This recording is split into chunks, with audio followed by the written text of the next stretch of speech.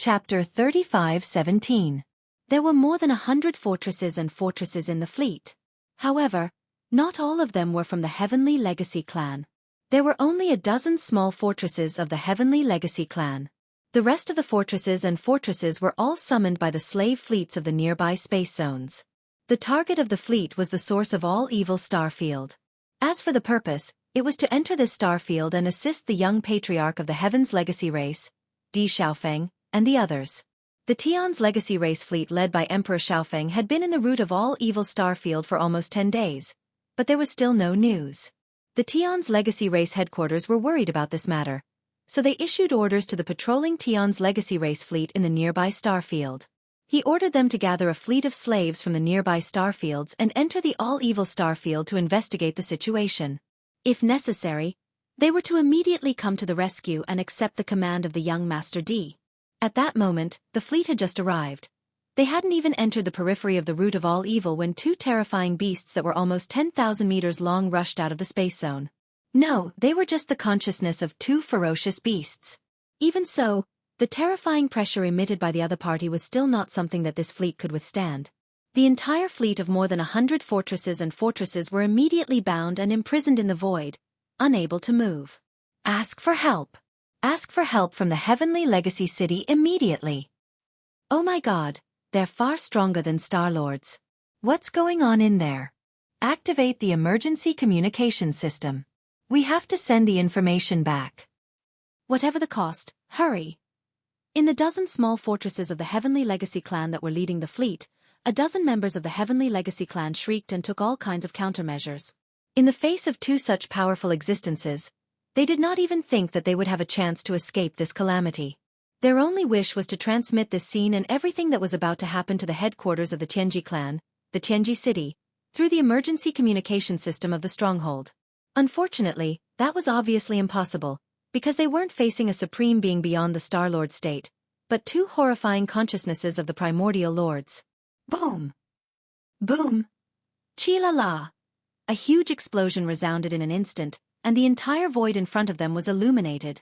More than 100 fortresses of various sizes exploded at the same time, turning into huge fireballs.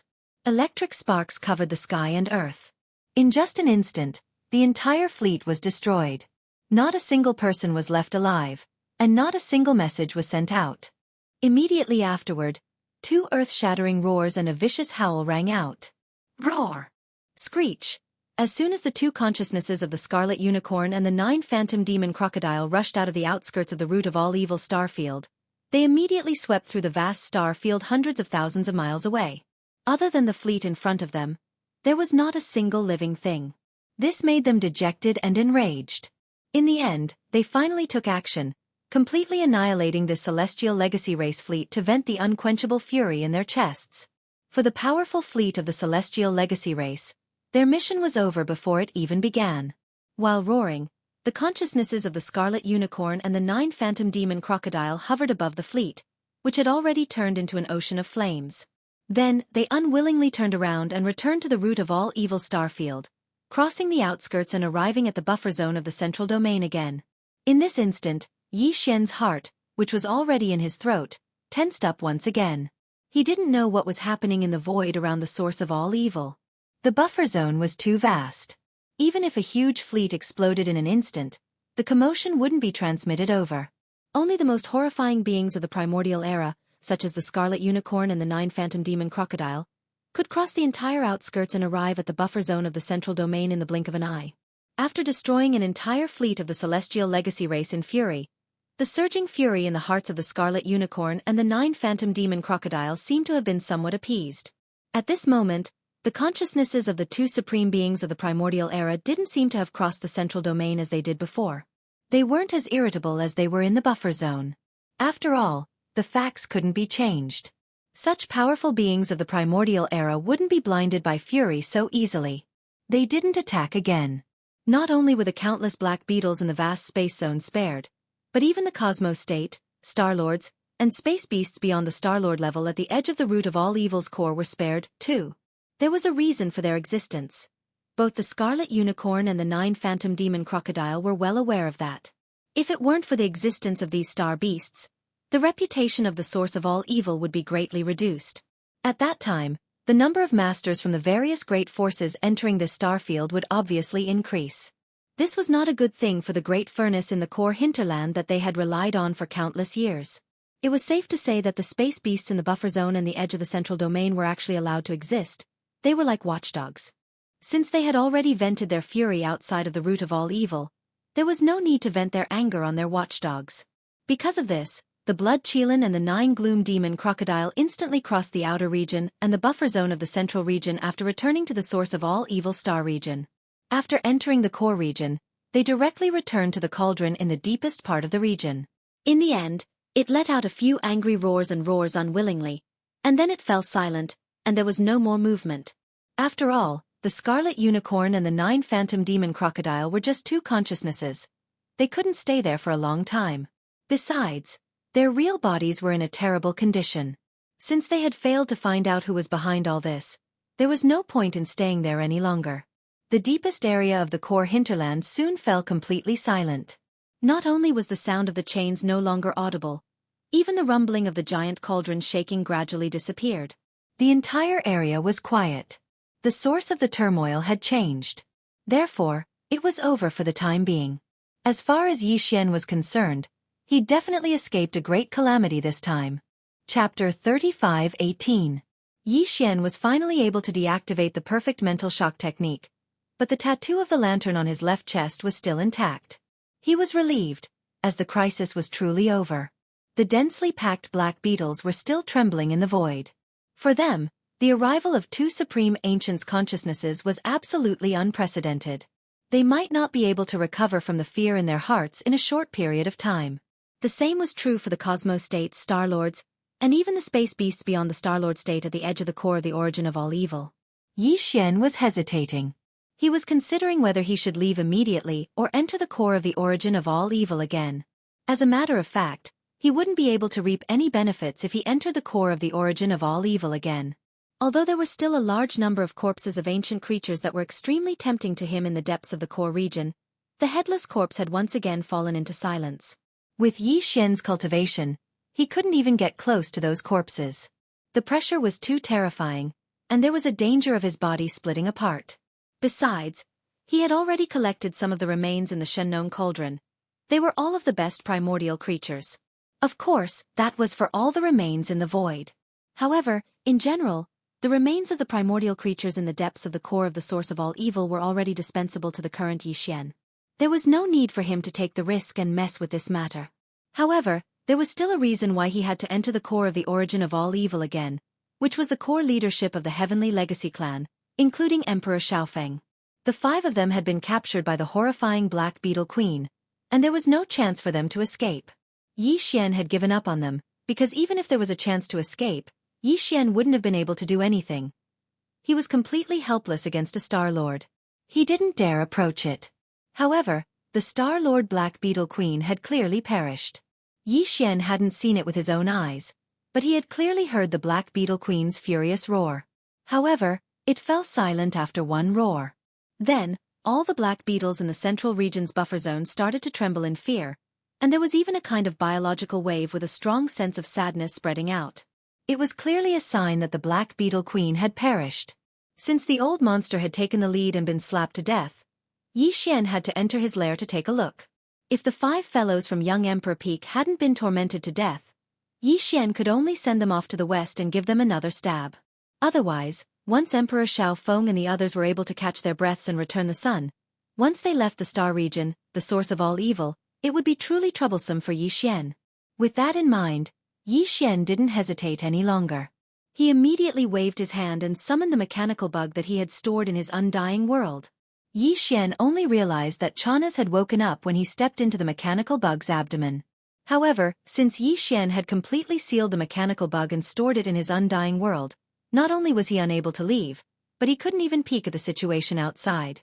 He was extremely anxious. He was like an ant on a pot, pacing around in circles. Ayaya Sha. Lord Sha, you're finally back. What happened before? I couldn't even go out to take a look. I couldn't even see what was going on outside. I thought I was swallowed by the Black Beetle Queen. That scared me to death. Seeing Yi Xian step into the abdomen, Xianxia immediately went up to him. His face was filled with excitement from surviving a calamity. He pulled Yi Xian's arm and said, "Let's go. This place is too evil. We shouldn't have come in." Yi Xian knew that he was referring to the remains of the powerful ancient creatures that he saw in the depths of the core. Just like that, he was shocked to such an extent. If he were to personally witness everything that happened after that, Yi Xian really suspected that this fellow wouldn't be scared to death. However, he had stored the mechanical bug in his body because he didn't want Chana's to know too many secrets. Naturally, he wouldn't tell him everything this time. However, he couldn't hide anything from him, so Yi Xian could only tell him the truth. Something happened just now. The Black Beetle Queen was fighting with some Star-Lord astral beasts. The scene was so terrifying that I had to leave the core area. Hearing this, the expression on Chanaxi's face eased up. From Yi Xian's tone, it seemed that he was planning to leave. But who would have thought that the latter's words would take a roundabout turn, and his expression would change drastically in an instant. His heart was in his throat, but now the movement inside has stopped. I guess the battle is over. We can finally go in and see the situation. Finally, Yi Xian revealed what he had been looking forward to for a long time. Desperate, Chana stopped trying to persuade him. He simply sat down with his arms crossed and started drawing circles on the ground. He had already made up his mind. As soon as he left the root of all evil Starfield, he would immediately find an excuse to leave. No matter what, he couldn't stay with this guy anymore. It was too dangerous. He was simply courting death. Yi Xian ignored him. He immediately activated the mechanical bug and crossed the line into the core area of the root of all evil, heading straight for the Black Beetle Queen's nest. The Black Beetle Queen's nest was actually a huge planet with a hollow interior. Of course, this planet had long since died and no longer emitted heat. Occasionally, one could see some planets in the Death Star field, but they were all in the same situation. Their insides were hollowed out, and some powerful space beasts had built their nests. There were not many void rifts around the star nest's location. There were still void cracks in the core area, but they were much fewer than in the periphery. Also, they were all fixed in the void and wouldn't move slowly. At this time, inside the Black Beetle Queen's nest, 5 mechanical bugs were lying in a row on the ground like dead dogs, unable to move at all. The entire nest had only been inhabited by the Queen Black Beetle. Now that it had fallen, other than the 5 mechanical battle insects, there was no other black beetle to be seen. Although the Black Beetle Queen hadn't done much damage to the 5 mech bugs, at most some of their alloy limbs had been deformed. This was because the Black Beetle Queen's strength was too great. When it laid on their bodies, it was as if it was tossing a mountain. Even their alloy limbs couldn't take it and were crushed. It was bent a little. Chapter 35:19. As the mechanical demon bug entered the Black Beetle Queen's star nest, a series of 5 system notifications rang out in Yi Xian's mind. Congratulations, host. Discovered that you can devour intelligent life form.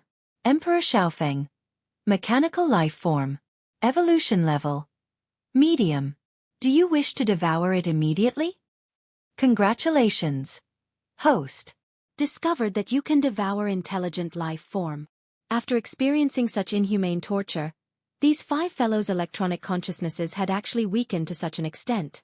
On the surface, the 5 mechanical battle bugs did not seem to have suffered any damage at all. However, the moment Yi Xian appeared, the system had already determined that their condition was so weak that they could be devoured. Hence, they were devoured. This was naturally a good thing. Yi Xian would not hold back at all. He immediately leaped forward, and the energy wings on the mechanical demon bug's back flapped. In an instant, all 5 mechanical battle bugs' heads were chopped off and rolled on the ground. It could not be helped. Their bodies were too big, and Yi Xian could not devour them whole. He could only chop off their heads and then devour the rest of the mechanical demon bug's head. This was because after the Tianji race activated their mechanical fusion ability, the main body of their electronic consciousnesses was within the mechanical demon bug's head. Seeing this scene, Chana's, who was in the mechanical demon bug's abdomen, fell to the ground again. It was as if he had lost his soul. He muttered to himself, and his face was pale with fright. This time, he had really poked the heavens. Sir Shah clearly did not even want to let go of the young patriarch of the Tianji race. Now, he had completely boarded the pirate ship. Once something happened, even if Sir Shah did not survive, he would not end up well either. At this thought, Chanas shook his head and laughed bitterly. He had completely given up. Yi Xian did not care about all this. He directly restored the mechanical battlebug size to 50,000 meters in diameter inside the Black Beetle Queen's star nest. Then, he swallowed all 5 heads in one gulp. After a round of refinement, the familiar system notification rang out in his mind again. This time, it was still 5 consecutive notifications. Ding! Congratulations! Host. Successfully devoured intelligent life form. Obtained 1 mechanical intelligence core. Ding! Congratulations! Host. Successfully devoured intelligent life form. Obtained mechanical intelligence core. As the 5 system notifications rang out, 5 more crystals appeared in Yi Xian's body. In addition to the 3 crystals he had obtained previously and the one from Sha Baofeng, Yi Xian now possessed a total of 9 mechanical intelligence cores. Each mechanical intelligence core represented the life of a Tianji clan member, just like the soul of a human cultivator. In other words, Yi Xian now had 9 identities of the Heaven's Legacy race that he could use. This was because each mechanical intelligence core was unique and had different source codes, so the frequency of the electronic consciousness was different. To Yi Xian, this was definitely a great convenience because in the headquarters of the Tianji clan, the Tianji city, every Tianji clan member had a different level of authority. Even the young clan leader, De, couldn't have full authority. Clan leader De had his own considerations in this regard. Apart from himself, no one else could have full authority in Tianji city. That would be too dangerous. Yi Xian now had 9 Tianji clan core high-level electronic consciousnesses in his hands. When he entered Tianji city, he would be able to touch and control a portion of the different levels of authority in each area. It would be very convenient for him to do things. After doing all this, Yi Xian immediately stored the remains of the 5 mechanical battlebugs into his body and handed them to the devouring system to strengthen the power of the super death light bomb.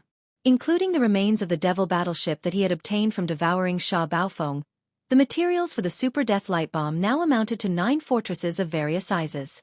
2 of them were even large fortresses with a diameter of 100,000 meters. If the kinetic energy compartments, antimatter light energy generators, space oscillators, and other components were used, the bomb would be destroyed. Yi Xian didn't even dare to imagine how terrifying the power of the super death light bomb would be when all the components and equipment were put together. After doing all this, Yi Xian immediately left the Black Beetle Queen's star nest. The mechanical battlebug appeared at the edge of the root of all evil's core hinterland and then entered the central region's buffer zone. After completing the system title exploration mission this time, Yi Xian's system title had jumped to Interstellar Raider. He now had the ability to imprint the coordinates of 2 different locations in the universe at the same time.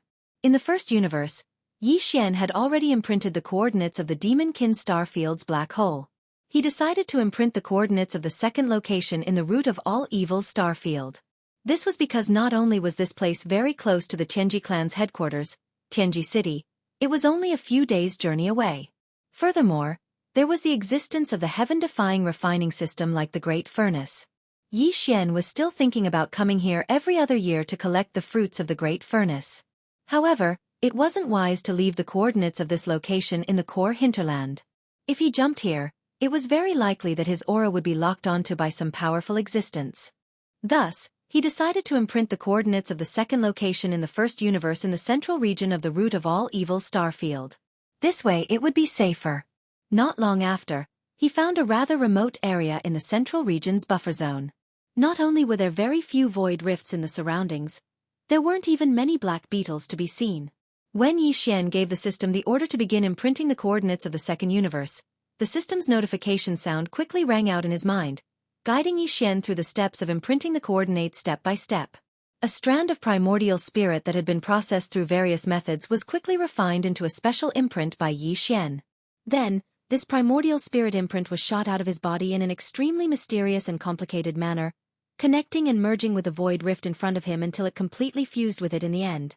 Although this was the 4th time, Yi Xian still couldn't get used to the pain of forcibly separating a tiny strand of his own primordial spirit.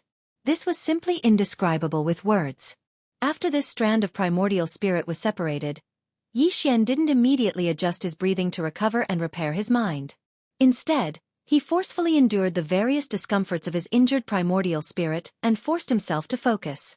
Again and again, He used different and complicated methods to continuously condense this strand of primordial spirit. This process took the time of a meal. In the end, Yi Xian paid close attention to the entire process, from connecting the void to matching the primordial spirit imprint and finally fusing it perfectly. In the end, he didn't dare to relax in the slightest from beginning to end, so much so that his entire person seemed to be on tenterhooks. Chapter 35-20. After rushing out of the outskirts of the source of all evil starfield, Yi Xian was immediately shocked by the scene in the distant void. The vast void was still burning with flames. The hundreds of fortresses were not small in scale. They were a huge fleet.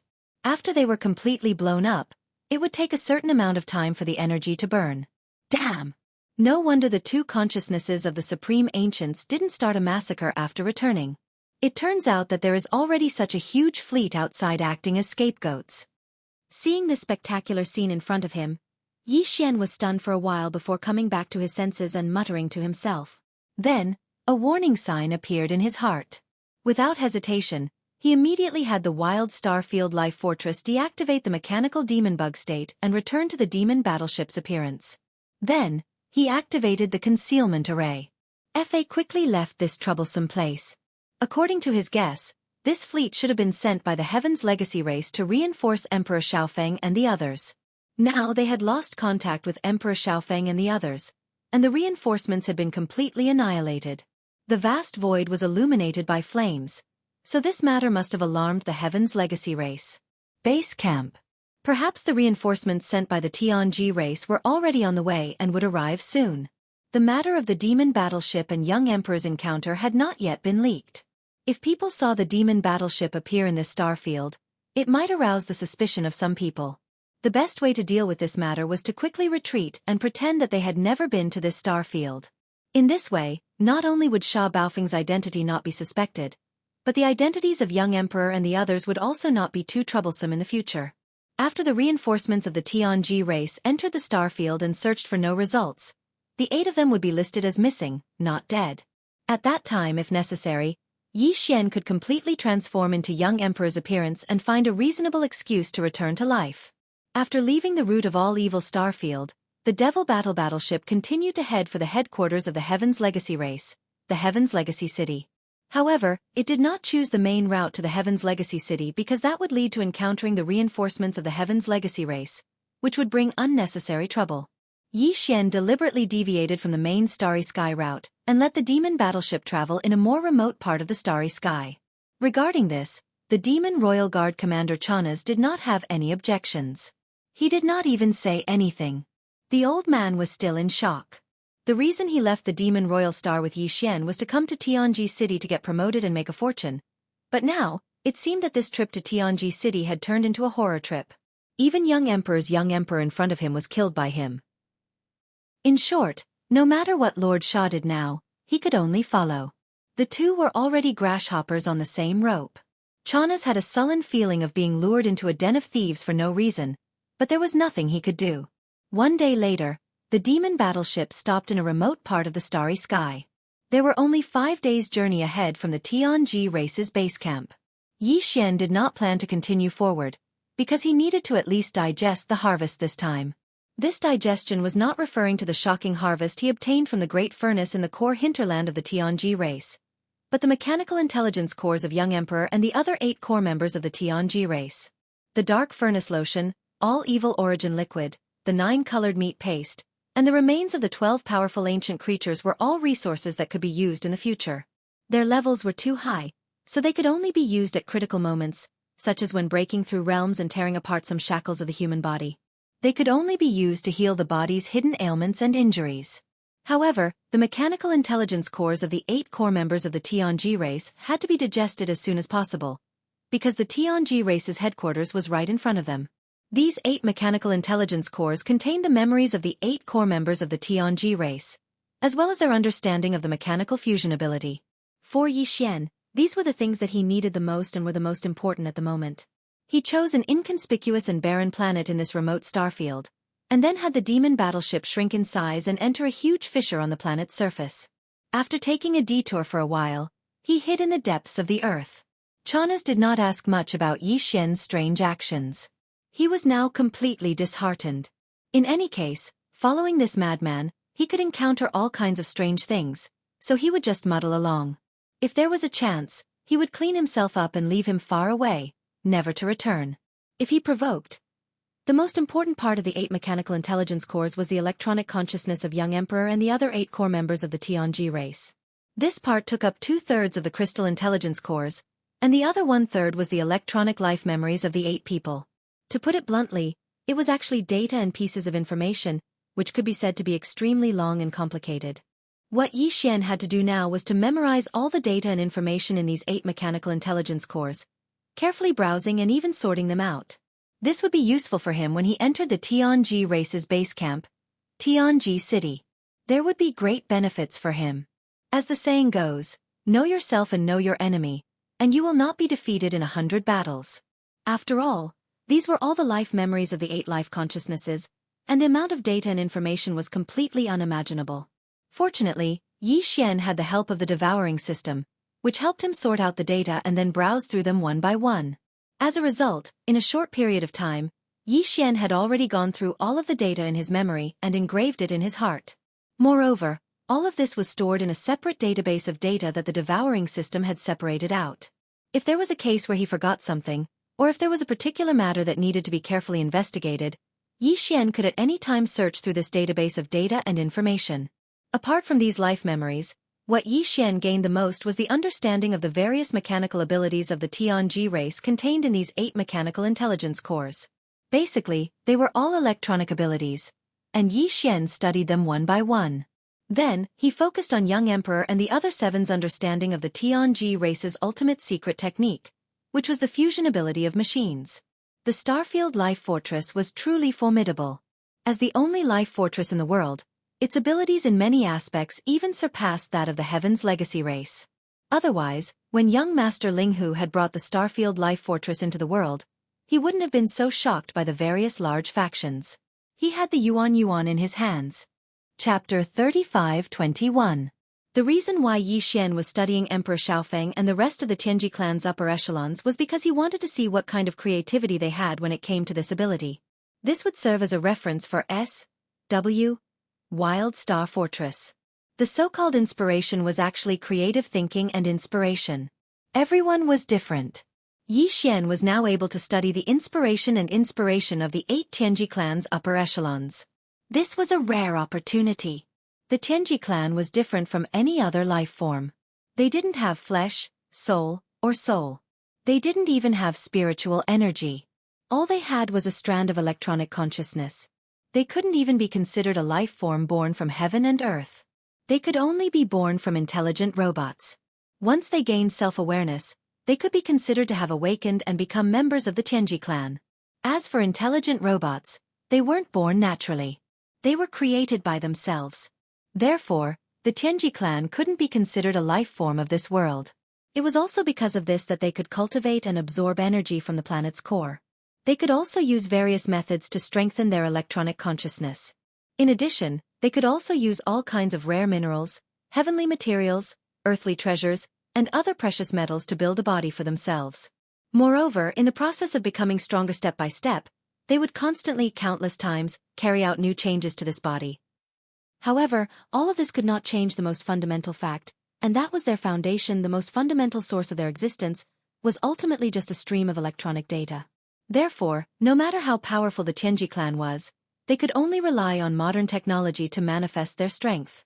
Or they could create a body for themselves. No matter how human-like this body was, it could only be a robot body that was infinitely close to a body of flesh and blood. Or it could be a battleship, a fortress, or something like that. In short, if they were only left with a string of data that represented their existence, then they would not be able to survive unless they were stored in an intelligent computer system.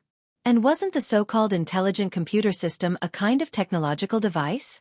At the end of the day, this race was really pitiful. Their existence, without technological equipment, would become a joke. At the same time, the power they could use and control also required technological devices. Unlike human cultivators, they were unable to absorb the spirit chi of heaven and earth to cultivate their cultivation techniques or temper their bodies to walk the path of body refinement. They weren't like other races in the universe who had so-called bloodlines and could obtain inheritances, secret arts, abilities, and power from their bloodlines. They couldn't even compare to the superbrain, which was a species between life and non-life. The Tianji clan had too many weaknesses. Therefore, their advantage was infinitely magnified in the only field they excelled in, which was the field of mechanical construction and control. This was because they couldn't study other fields. All their thoughts were focused on this field. It could be said that in this domain, there were countless races in the entire universe, but there was no race that could compare to them. They could be said to have a unique advantage. Therefore, even though Di Xiaofeng and the other core members of the Tianji clan were like Sha Baofeng and were direct subordinates of clan leader Di, they were only given a part of the true essence of the mechanical fusion ability. However, to Yi Xian, they had different levels of understanding and were only a part of it. However, the mechanical fusion ability was still an eye-opener for him. It could be said to be a real brainstorm. After carefully studying the insights and memories of young Emperor Di and the others on the level of mechanical fusion, Yi Xian was enlightened and his entire body was enlightened. He sent all the information to the central database of S.W. Starfield Life Fortress, and gave the order to deduce it immediately. Everything unfolded silently. 2 hours later, Yi Xian finally received a response. A familiar system notification sounded in his mind, telling him that the Life Fortress had undergone a qualitative transformation and its ability had greatly increased. It asked Yi Xian if he wanted to demonstrate it immediately. A qualitative transformation. A substantial increase in ability. Just these two keywords were enough to make Yi Xian extremely excited. He couldn't wait and immediately gave a definite answer, wanting to see it immediately. Immediately, the Life Fortress, which had transformed into the demon battleship, shook slightly. Yi Xian and Chanas both felt the ground under their feet begin to move. The originally vast top-floor command cabin and dome also changed, gradually shrinking. At the same time, they could no longer pass through the one-way transparent cabin. They could directly see the scene outside the ship with their naked eyes. They could only use the holographic 3D screen in the shrunken cabin to achieve this. In the holographic 3D screen, the entire shape of the demon battleship could be seen clearly. Then the transformation began. Rumble! Ka-cha-cha! A faint roar, accompanied by the continuous grinding sound of machinery, sounded at the same time. The demon battleship first transformed into the appearance of a mechanical demon bug, and then it transformed into the different forms of mechanical battle insects created by the fusion of Sha Baofeng, Emperor Xiaofeng, and the other Tianji clansmen.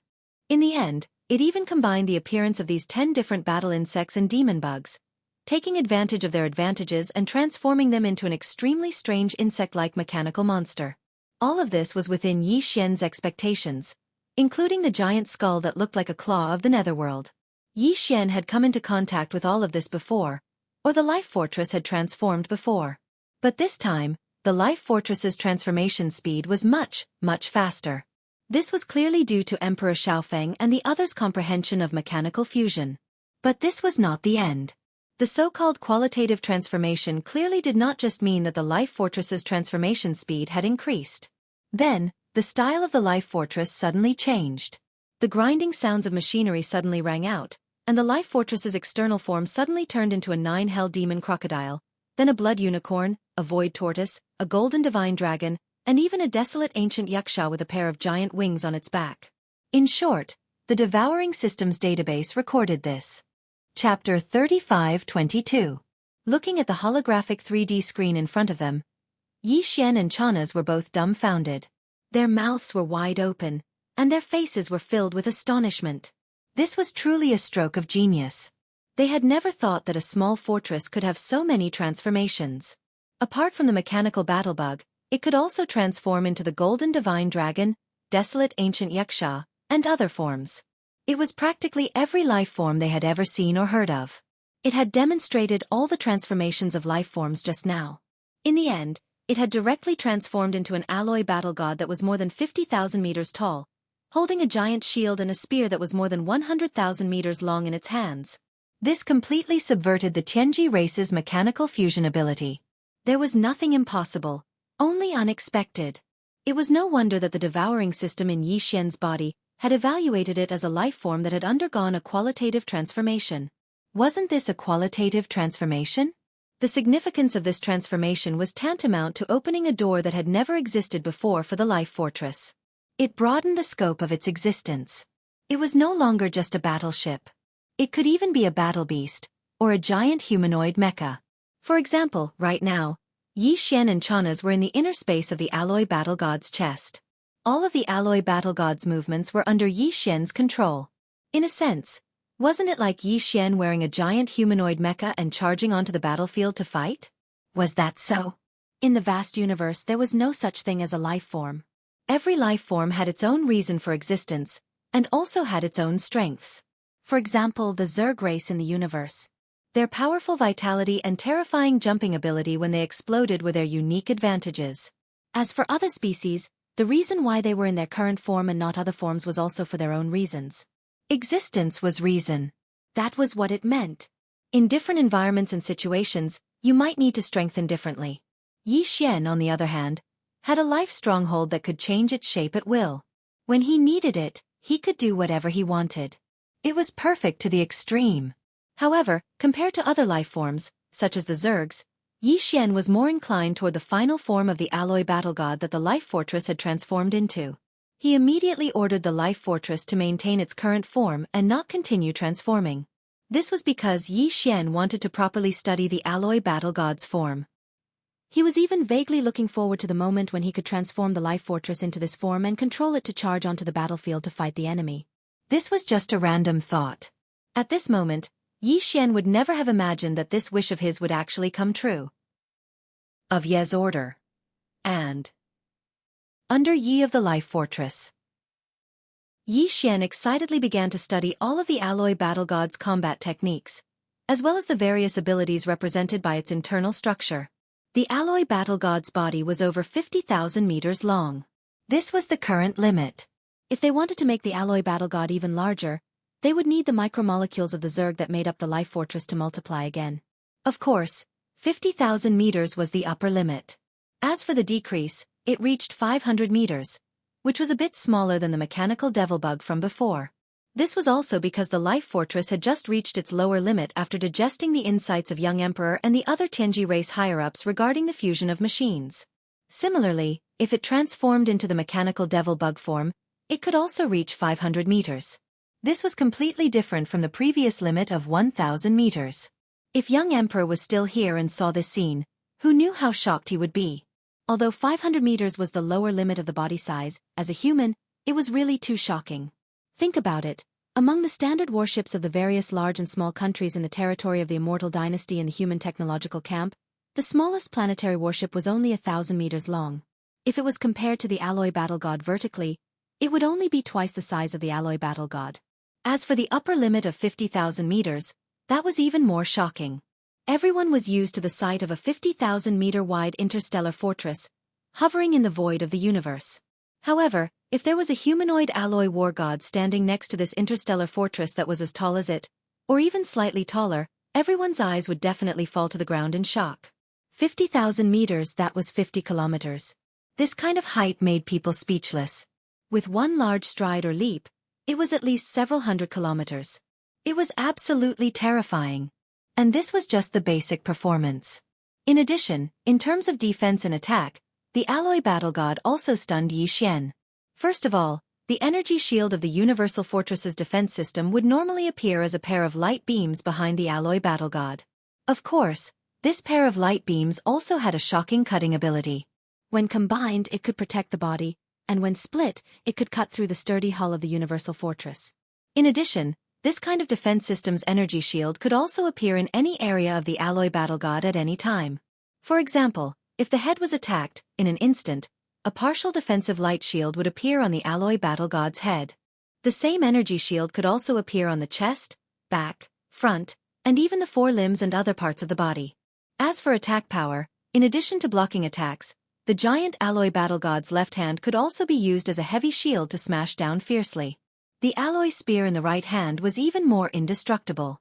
It could be used as a close-range weapon, and it could also be thrown like a spear. At that time, with the alloy battle god's powerful force pushing it forward, in addition to the inertial acceleration of the spear after it was shot out, it would definitely be a killing move. It could directly pierce through a universal fortress with a diameter of more than 100,000 meters. This was just the alloy battle god's spear and shield. In fact, if Yi Xian needed it, The alloy battle god's shield and spear could even be in the form of energy, such as antimatter light energy. This form of the battle god's shield could cancel out all attacks. The penetration and lethality of this form of the battle god's spear increased exponentially. It could be called a killing machine. In addition, the alloy battle god's knees and elbows also had sharp attack structures. At the same time, it could also activate the ship's cannons and fire antimatter energy death ray cannons. Including the shoulders and the back, everything was fine. Chapter 35-23. After understanding everything about the alloy war god, Xianxia was even more satisfied. He could not put it down and immediately grinned. Even the two-handed shield and spear have two forms? The super alloy form and the antimatter light energy form. There's no need to try the former. Use the super alloy form in a regular battle. This can also confuse the enemy. The second antimatter light energy form is a trump card. At the critical moment, the form of the spear and shield can suddenly change. It will definitely have a miraculous effect. I just don't know how strong the penetration of the antimatter light energy form of the battle spear is. At this point, Xianxia licked his lips, and an eager expression appeared on his face. He turned his head and looked at a huge abandoned planet in the distant void. Then, before Chanas could recover, Xianxia had already issued an order to the alloy war god. The next moment, the alloy war god's right hand suddenly shook, and the thick spear that was more than 100,000 meters long quickly shrank and disappeared in the blink of an eye. In its place was a battle spear of the same length but completely black. This battle spear was not a physical object, but a condensation of antimatter light energy. It could not be touched at all.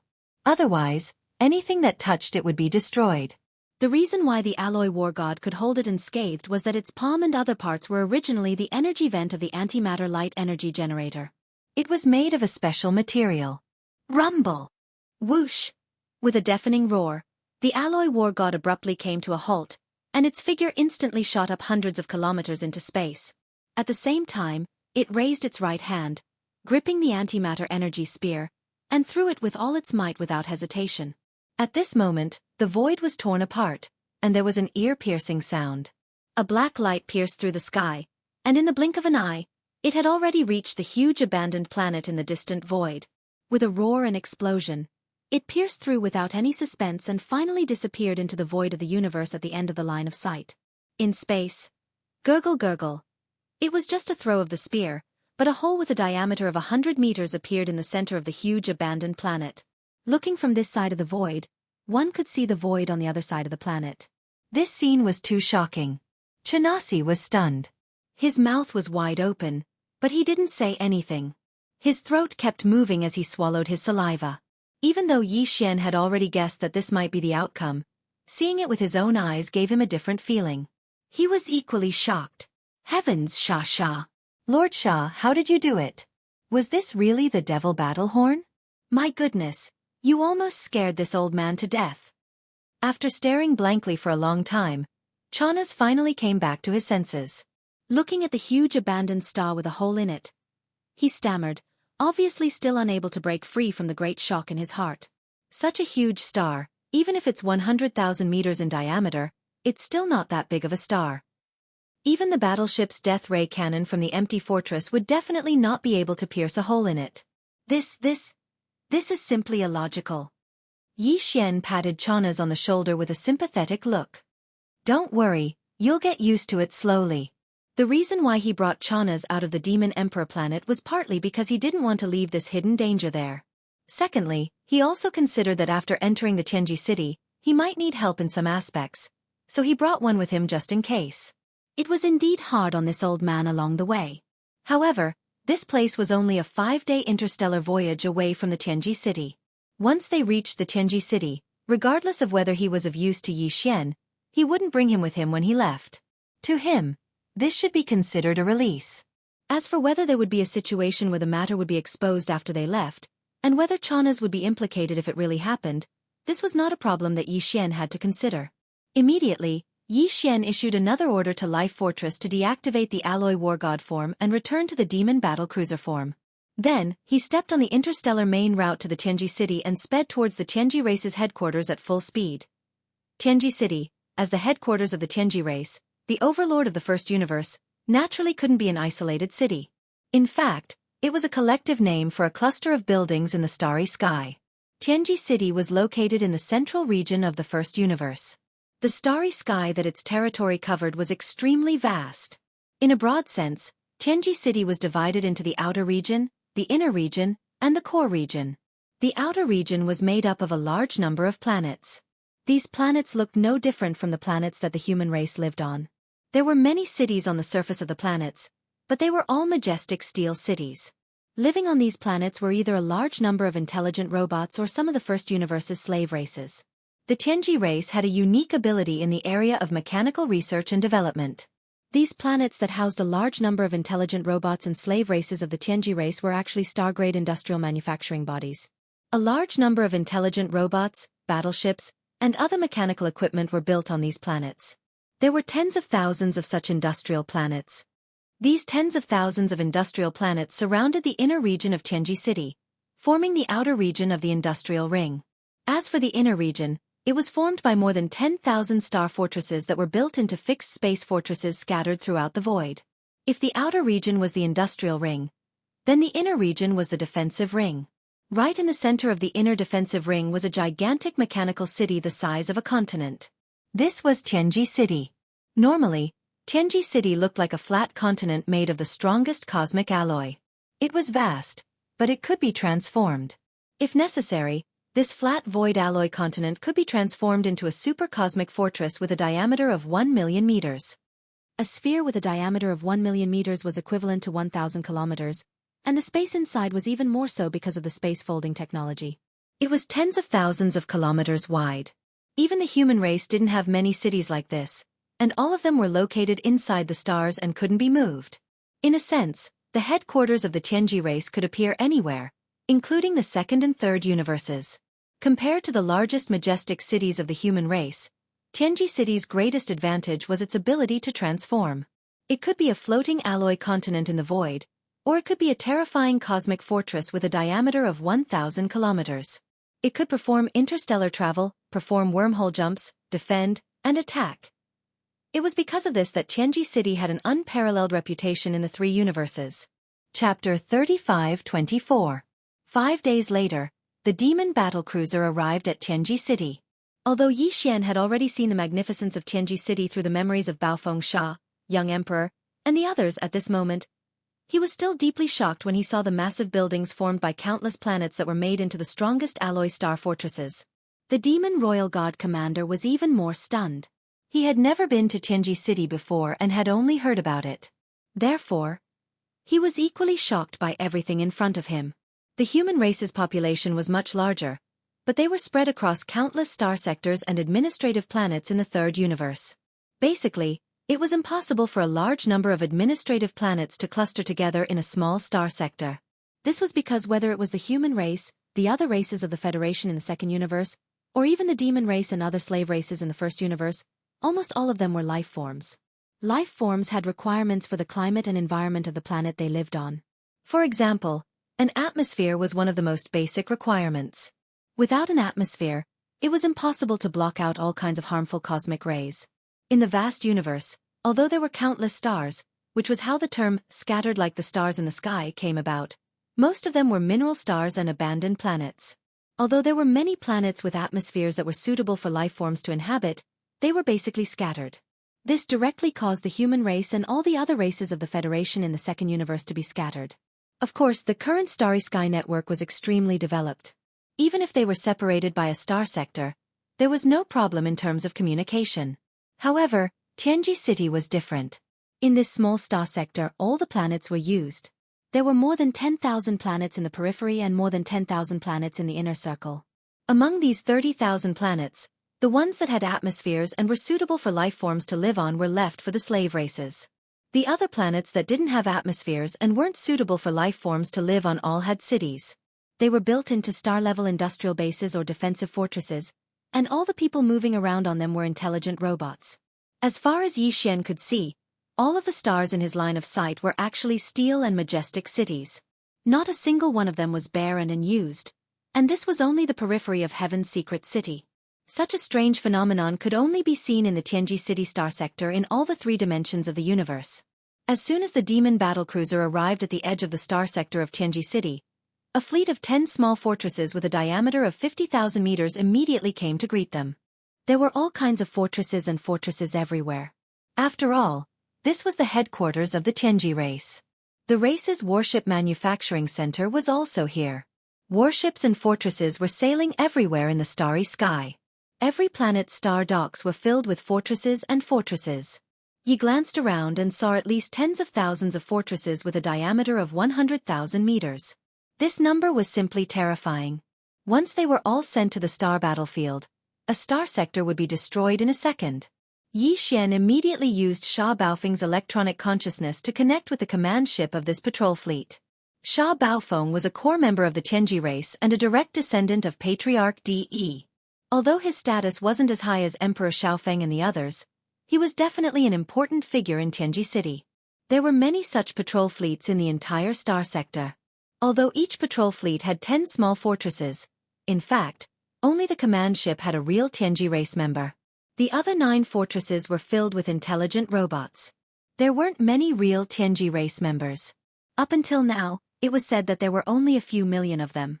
Some of them had to be sent out, while the rest in the headquarters had to be spread out to almost 30,000 star fortresses and industrial bases.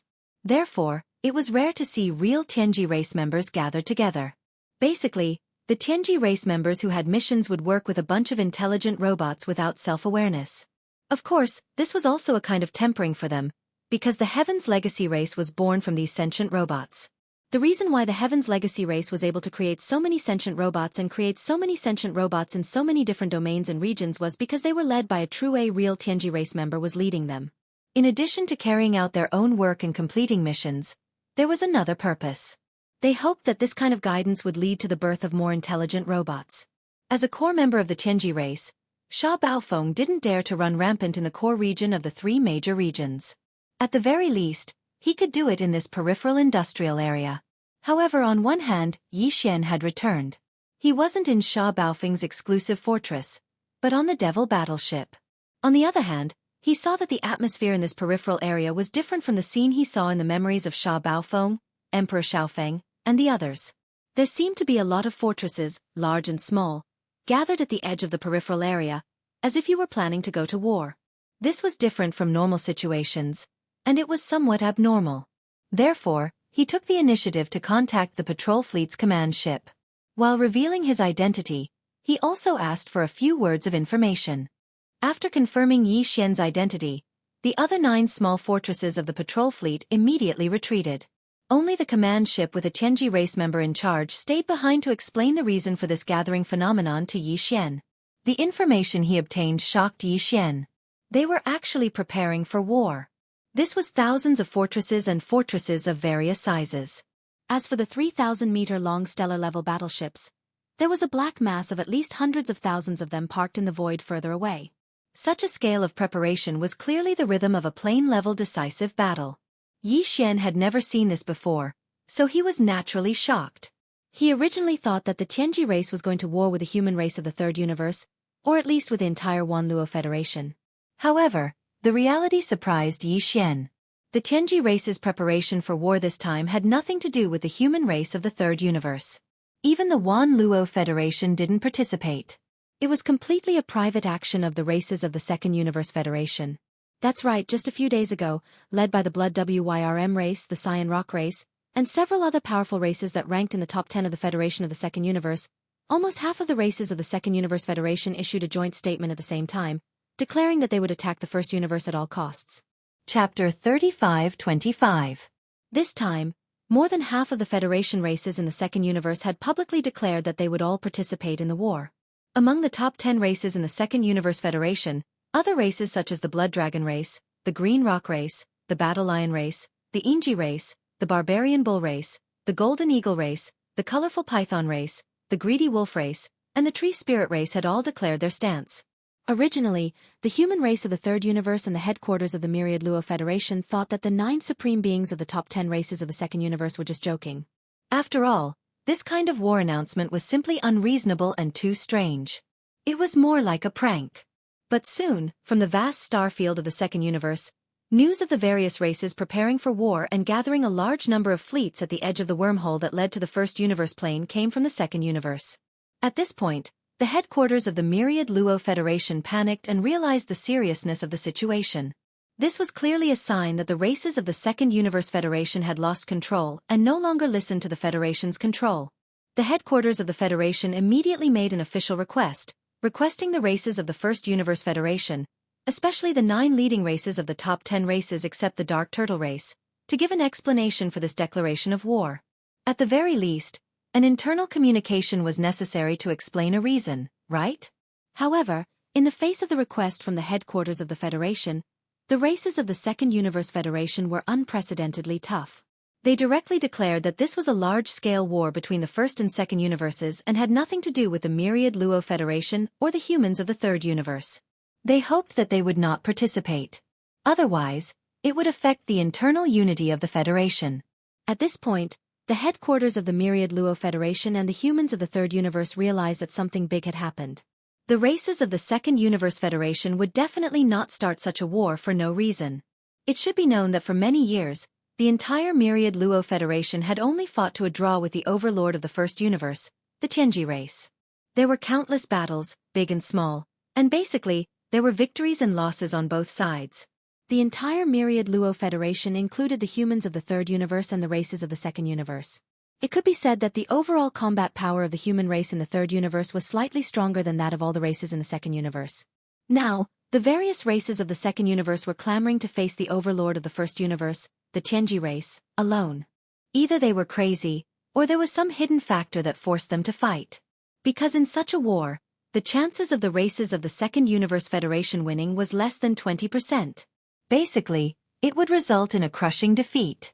Obviously, the former possibility was almost non-existent. It could be explained if one race had a brain malfunction, but the entire Second Universe Federation had a brain malfunction. That was definitely not scientific. In other words, the truth was already very clear. The various races of the Second Universe Federation had their own reasons and difficulties. But as for what their reasons and difficulties were, no one in the outside world knew except for themselves. After confirming that the various races of the Federation of the Second Universe were not joking, the headquarters of the Myriad Luo Federation and the 2 camps of the human clan sent out a large number of scouts to the Second Universe and the First Universe.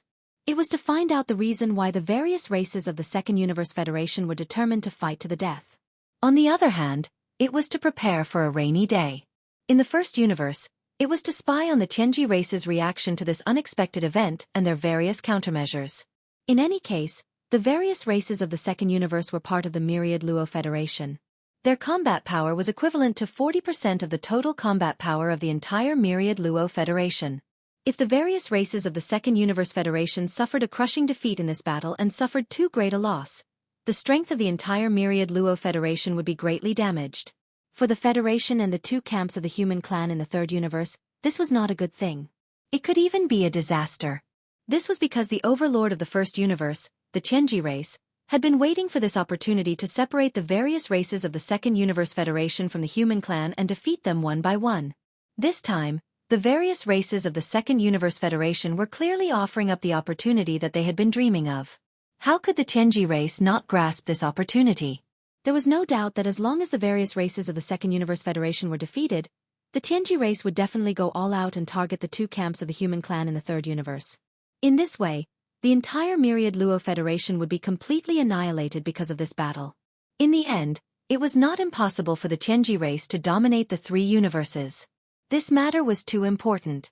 Therefore, even if the Myriad Luo Federation was extremely dissatisfied, even if the 2 camps of the human clan were furious, they felt as if they were being shamelessly dragged into this mess by the various races of the Second Universe Federation. But for the sake of the overall situation, the human clan in the Third Universe was forced to helplessly prepare for war. After all, they were allies on the same front. The human clan and the headquarters of the Federation could not just watch as the various races of the Second Universe Federation were annihilated by the Xianxia race. When it came to the critical moment that would decide the overall situation of the war, the armies of the 2 camps of the human clan would definitely enter the battlefield through the wormhole and helplessly participate in this war. They could only hope to maintain the balance of strength between the enemy and themselves. It could be said that the 3 universes had become hostile because of the sudden brainwashing of the various races of the Second Universe. An all-out war between the three universes had never been so close before. This was because both the various races of the Second Universe Federation and the two camps of the human clan in the Third Universe had already started. They had begun to gather their forces near the wormhole of the universe. The overlord of the First Universe, the Qianji race, was the same. During the few days that Yi Xian was rushing to Qianji City, all the races of the Federation in the First Universe, including the Demon Clan, had received the Qianji race's Level 1 battle preparation order. Countless slave races were preparing for war with all their might. However, for Yi Xian, although this was not good news, it was not enough to make him burn with anxiety. After all, once this kind of planar universe war broke out, it would take hundreds or thousands of years. It was not something that could end in a day or two. Even the scales of the war, which camp would eventually tilt towards, could not be seen in a short period of time. If it was a full-scale war, it would take at least 100 years before there would be a sign of it. It could be said that it was really too early to be anxious about this. However, in fact, when Yi Xian learned of this news, he was indeed anxious at the first moment. The reason was very simple. Patriarch De of the Qianji race had already said that the tens of millions of void soldiers captured from the black hole of life in the demon domain not long ago would be sent by the Qianji race in the first fleet camp on the battlefield. Moreover, the only mission of these void soldiers was very simple. Chapter 35-26. In the face of the challenge from the Federation of the Second Universe, the Heavenly Legacy race, as the overlord of the First Universe, was the only opponent of the Myriad Net Federation for many years. Being able to deal with both the human race of the Third Universe and the superpowers of the Second Universe Federation of the human race of the Second Universe, they naturally couldn't keep a low profile. The Heavenly Legacy City didn't make any sort of declaration of war. It was meaningless. They simply began to prepare for war at the first moment, using their actions to prove everything. Without a doubt, in this kind of planar war, the Heavenly Legacy race would definitely be the core force of the First Universe, but they might not necessarily be the main force.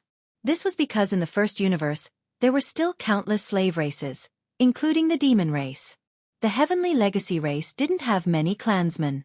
The true Heavenly Legacy race only numbered in the millions. It was impossible to place all of them on the front lines.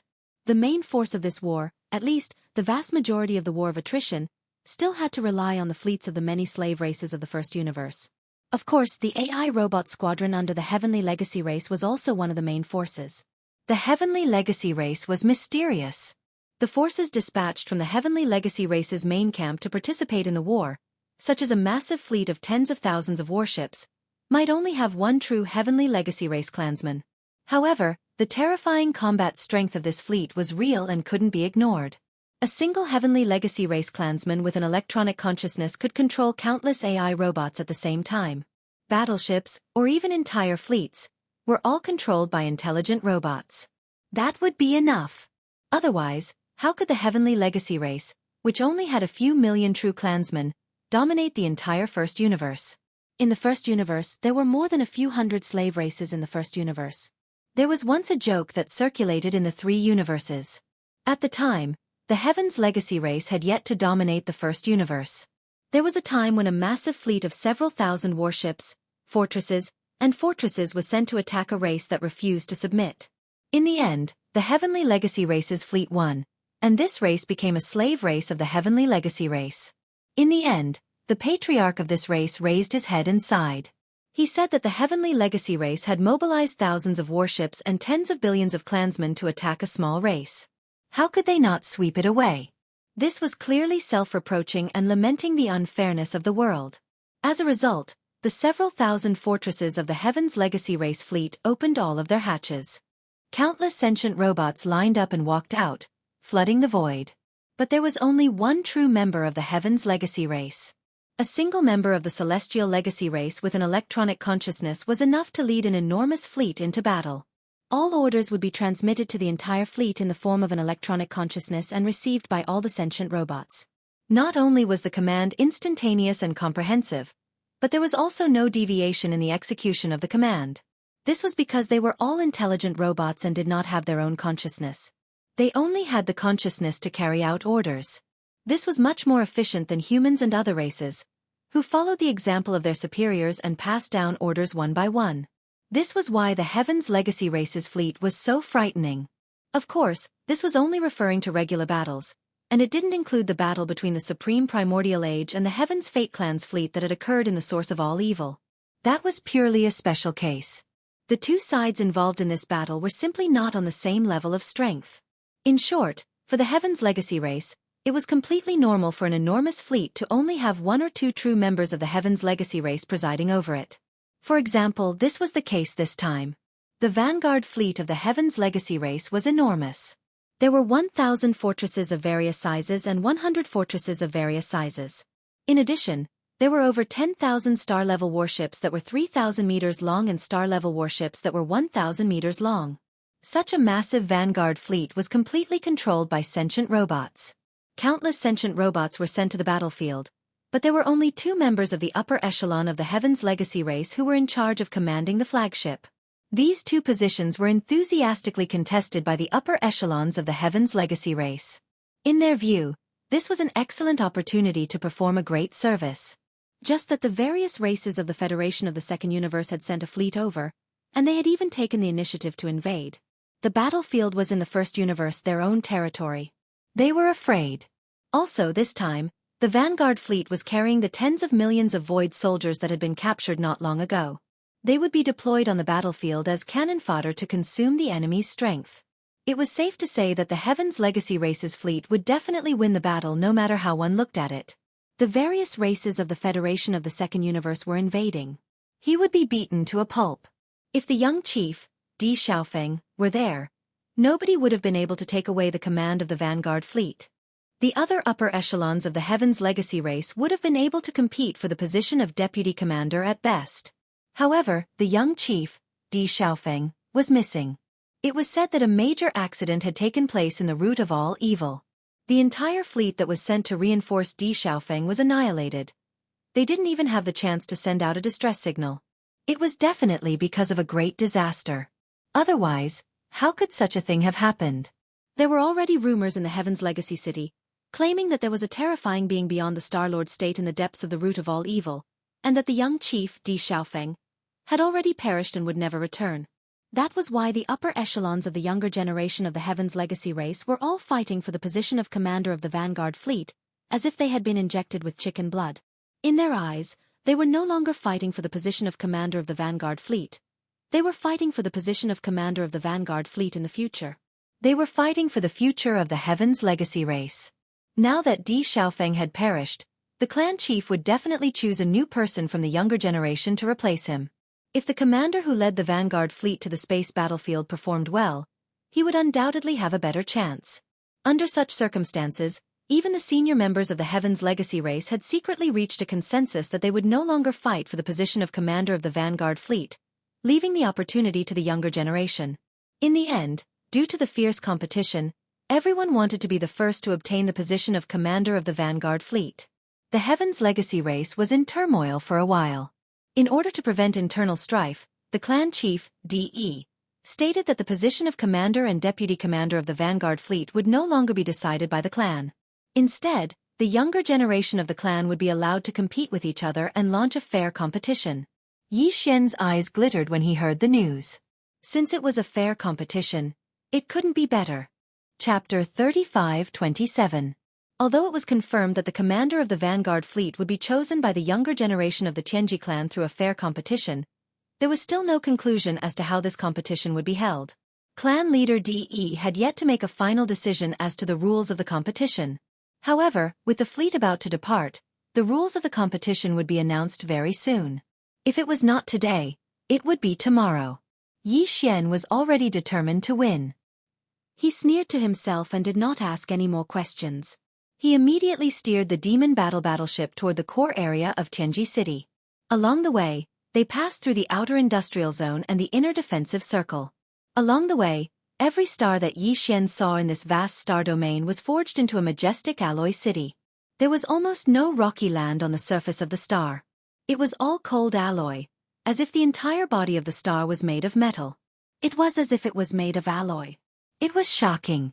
Soon, a continent appeared in front of them. A continent in the starry sky. In the boundless starry sky of the universe, the three known universes were already vast and boundless.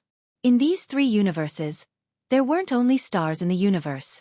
In some peculiar universes, There were indeed strange continents. However, there was only one continent in the three universes that was entirely made of alloy. This was the real Tianji City in a narrow sense, the core headquarters of the Tianji clan.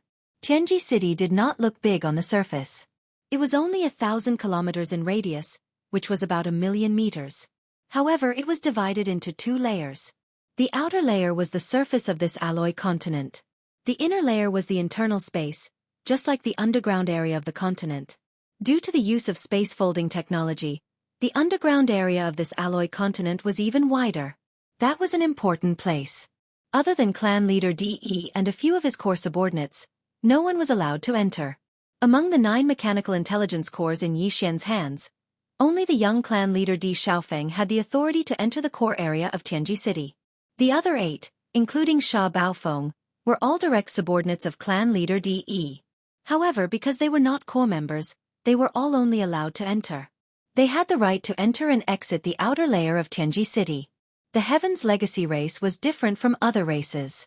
They would not have a high population density because they had very few people to begin with. The entire Heaven's Legacy race only had a few million people. A large number of clansmen were sent out. Among the clansmen stationed in Tianji City, some had to lead patrol fleets to patrol this vast star region. In addition, the industrial perimeter and inner defensive perimeter all required 1 or 2 members of the Heaven's Legacy race to stand guard. In addition, the inner area of the Tianji continent also needed some core higher-ups to guard some important places, as well as the higher-ups sent over by the First Universe's slave races. Therefore, on the outer surface of the Tianji continent, it was basically deserted. However, there were still groups of intelligent super robots. Now and then a patrol team would pass by. Sha Baofeng had a villa on the outskirts of the Tianji continent. It was his private territory. Other higher-ups of the Tianji tribe were not allowed to enter. Only Sha Baofeng's electronic consciousness could open it. After the Devil battleship arrived at the edge of the Tianji continent, it was no longer allowed to move forward. Yi Xian was aware of this. He immediately walked out of the Devil battleship with Chanas. He waved his hand and stored the Devil battleship into his undying world. Then, he landed and walked towards his villa. Although this was an alloy space city, because the Tianji tribe had always yearned for the life of the human race, even their own appearance was very similar to that of the human race. Therefore, the surface of the Tianji city's outer land looked very similar to the environment that the human race lived in. The ground, buildings, and vegetation. Everything was there. Of course, they were all simulated with the super memory alloy and the super biological alloy. Even an inconspicuous tree was shockingly tough. Even the star-obliterating cannons of a planetary warship might not be able to destroy it. Along the way to Sha Baofeng's villa, they did not encounter other higher-ups of the Heaven's Legacy race. Instead, they encountered many patrol teams of super battle AI robots. However, they were able to detect the electronic consciousness of the Heaven's Legacy race members. Therefore, they did not stop Yi Xian and mistook him for Sha Baofeng. The exterior and interior of the villa were the same as ordinary villas in the human world. However, it was made of top-grade alloy and was extremely sturdy. It could withstand the bombardment of Star Destroyer cannons. After all, this was the core of the Tianji city on the Tianji continent. Yi Xian had Sha Baofeng's electronic consciousness. He was the owner of this villa. Therefore, he easily entered the villa. After a round of searching, Yi Xian took all the rare minerals, materials, and cultivation resources that Sha Baofeng had left behind in the villa. It was a great harvest. Although it was not a lot, the things that Sha Baofeng had left behind in his base were all top-grade treasures. Yi Xian almost couldn't hold it in. He wanted to directly change his electronic consciousness and rob the villa of young Emperor Feng and the others. However, in the end, he held himself back and didn't make a move. If that happened, he would undoubtedly be exposed immediately. Young Emperor Feng and the other 8 upper echelons of the Heavenly Legacy clan were currently missing people. If they appeared outside of Heavenly Legacy City, it would be possible for them to find an excuse to avoid it. If they suddenly appeared in the core of Heavenly Legacy City like this, it would definitely arouse suspicion, unless Yi Xian already planned to do something. Otherwise, he would not have acted in this way. While he was looting Sha Baofeng's villa, the commander of the Demon Royal Guards, Chanas, had been watching from the side. He shook his head and sighed from time to time. In his opinion, Yi Xian was not robbing Sha Baofeng's villa. Instead, he was packing up his belongings and preparing to run away. After all, if he committed a big crime, he would be exposed one day. Therefore, when Yi Xian finished looting everything in the villa and pretended not to care, he told Chanas that he would be staying here for the time being, and that he would give him the authority to freely enter and leave the villa. The old thing didn't hesitate in the slightest and immediately shook his head like a rattle drum. There's no way. Wherever Lord Sha goes, this old man will go. If you want to leave me here as a scapegoat, that is absolutely impossible. Yi Xian turned his head in surprise and sized up Chanas. He did not expect this old man to be so shrewd. Did he see through something? Without waiting for him to mutter, Chanas, who was at the side, spoke again. Humph. You've just returned and you're already taking care of the women. This is clearly the rhythm of running away. Sir Shah, I didn't give you any trouble along the way. Didn't you say so? We are grasshoppers in the same boat, and now you want to put me down. Isn't it a little unkind of you to leave me behind? Packing up your belongings? Yi Xian was stunned and then speechless. After all this time, this old man was actually thinking this way. He was really speechless. Chapter 35-28. The information displayed on the holographic screen was the rules of the election for the commander and deputy commander of the Tianji race's vanguard fleet. It was very simple. All the higher-ups of the younger generation who were currently in Tianji City could participate. As for the content of the competition, it was a competition of mechanical fusion abilities. This also limited the final winner to only the direct subordinates of the clan leader, D.E. This was because only D.E.'s direct subordinates would be allowed to participate. This was the so-called ultimate secret technique of the Tianji race. This was clearly the rhythm of the selection of the new young patriarch. Perhaps this matter would not be announced publicly before confirming that young Emperor D.E. had met with misfortune. However, everyone knew that Patriarch D.E. definitely had this intention and had brought forward the selection of the new young patriarch. This was because to the Tianji race, one's talent could be seen from the degree of comprehension of mechanical fusion abilities. Young Emperor Di's talent in this ultimate secret technique far surpassed the other higher-ups of the younger generation of the Tianji race. However, to Yi Xian, this was good news.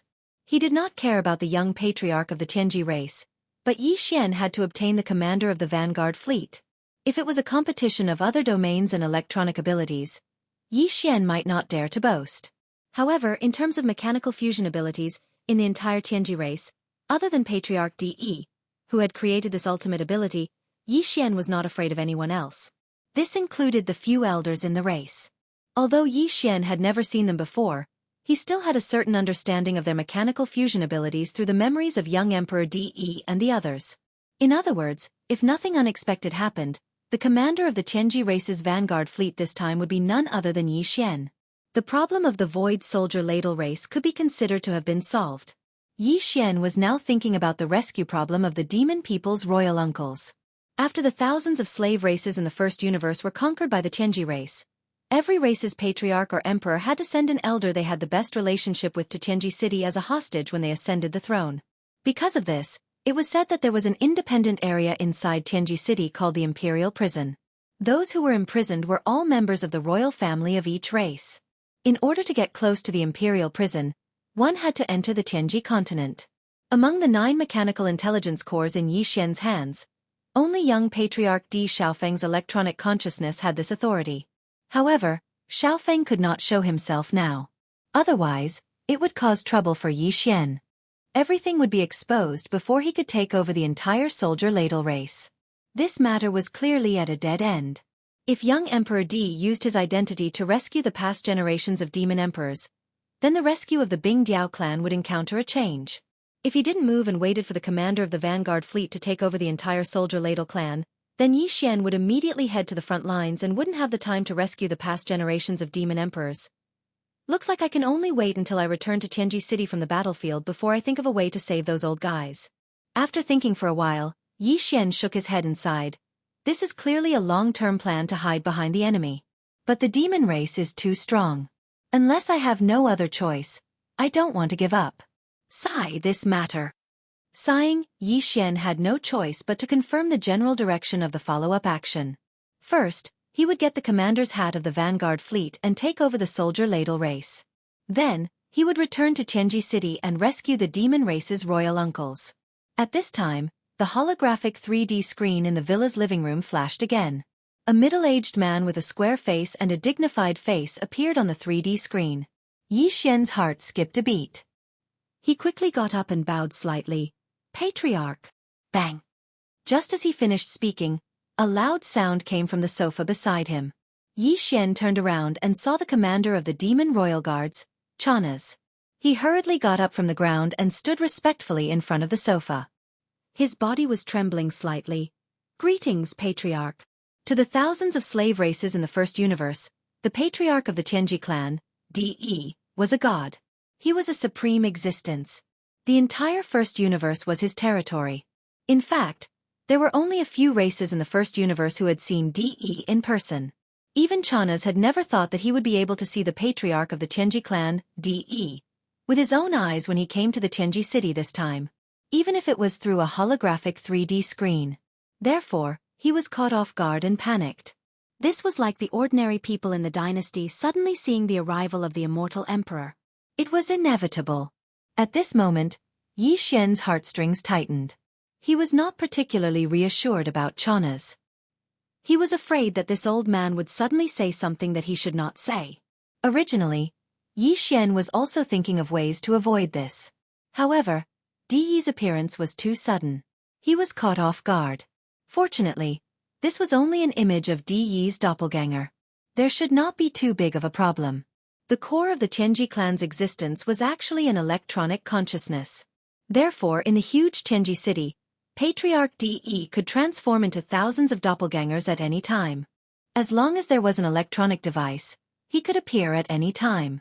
Even if it was an intelligent robot patrolling in the starry sky, one moment it was normal, the next moment it might become the carrier of De's electronic consciousness. Yi Xian had already known this through Sha Baofeng's memory. Therefore, in Tianji City he was very careful. No matter what he said or did, he had to pay attention at all times. Perhaps there was an electronic eye somewhere that had transformed into De's eyes and was spying on him. This terrifying ability to transform into thousands of doppelgangers was similar to the human clan's cultivation camp. Perhaps a certain super-old monster also had this ability. At the very least, the palace master of the 6th palace of the 10 ultimates, Tian Qianzi, was quite accomplished in this aspect. However, in comparison, in such a majestic mechanical city like Tianji City, even if a super-old monster of the human clan who was proficient in this aspect came, he would definitely be suppressed by De. Here, he had a natural advantage. The doppelganger that appeared in front of him was not De's actual body. It was only an image of his doppelganger. Chapter 35-29.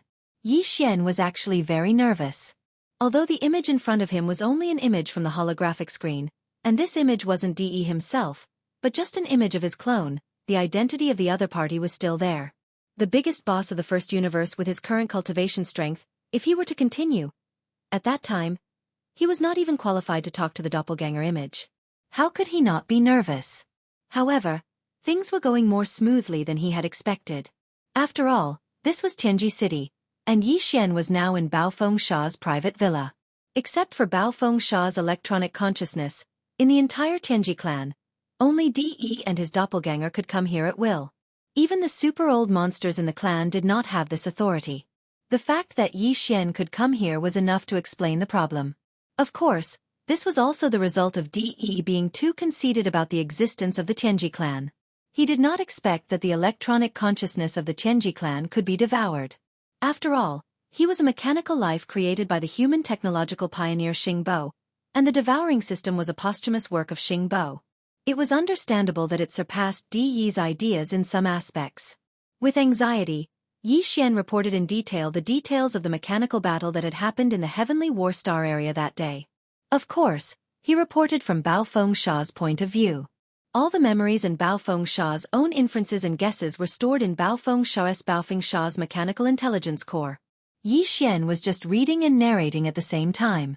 Because he was directly reading Baofeng Sha's memory data, his narration habits, inferences, and guesses were completely consistent with Baofeng Sha's own style. Therefore, until he finished everything, it did not arouse the suspicion of De's doppelganger image on the holographic three-dimensional screen. Hesitation. In his opinion, Yi Xian in front of him was Baofeng Sha. All his habits and temperament were the same as usual. In short, Yi Xian passed this test smoothly. As the clan leader of the Tianji clan, De couldn't come to talk to him and ask questions every few days. De had countless trusted subordinates of the younger generation like Sha Baofeng. The reason why he had sent a doppelganger to question Yi Xian was because he had personally experienced the great battle with young Master Linghu and possessed first-hand information. Otherwise, when Yi Xian came to Tianji City this time, he might not have the chance to see De, even if it was just a holographic image of his doppelganger. In other words, after passing this hurdle, as long as nothing unexpected happened, Yi Xian would not have too much trouble in Tianji City. He would need to carefully deal with them. Of course, the upcoming Machinery Grand Tournament was an exception. He had to fight for this. Otherwise, with Sha Baofeng's character, if he gave up for no reason, he would attract suspicious gazes. You should have heard the news of Xiaofeng's accident. This is an opportunity for all the trusted subordinates of the younger generation. After Yi Xian reported everything in detail, De's doppelganger did not make any comments. Obviously, he was also puzzled by the fact that young Master Linghu had also displayed the ultimate secret technique of the Tianji clan, the machinery fusion ability. For the time being, it was difficult for him to discern the truth. At this moment, De's doppelganger continued, whether or not Xiaofeng has encountered an accident, this scale selection is of great significance to all of you. You fought young Master Linghu. That guy is indeed extraordinary. Even now, I can't figure out the key points. With the star sky black technology in his hands, that battle must have inspired you a lot. Perform well. If something has really happened to Xiaofeng, you should know what this scale selection means. I've given you the opportunity. Whether you can seize it or not is up to you. Thank you for your guidance, clan leader. Yi Xian secretly breathed a sigh of relief and lowered his head even more. Just as he was speaking, the holographic three-dimensional screen in front of him flashed and went silent. At this point, the commander of the Demon Royal Guards, Chanas, who had been trembling on the side but had never been looked at by De's doppelganger, finally came back to his senses. With lingering fear, he glanced at the holographic three-dimensional screen that had disappeared beside him. Then, a look of surprise appeared on his face. He cupped his hands and walked over to Yi Xian. Sha. Sir Sha, congratulations. Clan leader clearly has the intention of cultivating you. No wonder you. Ha, so you've already expected it. As soon as these words came out, Yi Xian was so scared that he immediately trembled. This guy was too reckless, saying such things in Tianji City. If De's doppelganger had not left but remained dormant, just these two sentences alone would have ruined everything. Shut up. No one will take you for a mute if you don't speak. Yi Xian's heart trembled slightly. He immediately shouted softly, interrupting Chana's words. At the same time, he glanced at the holographic three-dimensional screen that had already gone silent. Chana's was stunned, and then his face turned completely pale. This guy was not a fool. Just now, because of the sudden turn of events, he was so happy that he forgot himself. At this moment, when he was reminded by Yi Xian's soft shout, he was so shocked that his back was full of cold sweat. The machinery competition will begin tomorrow.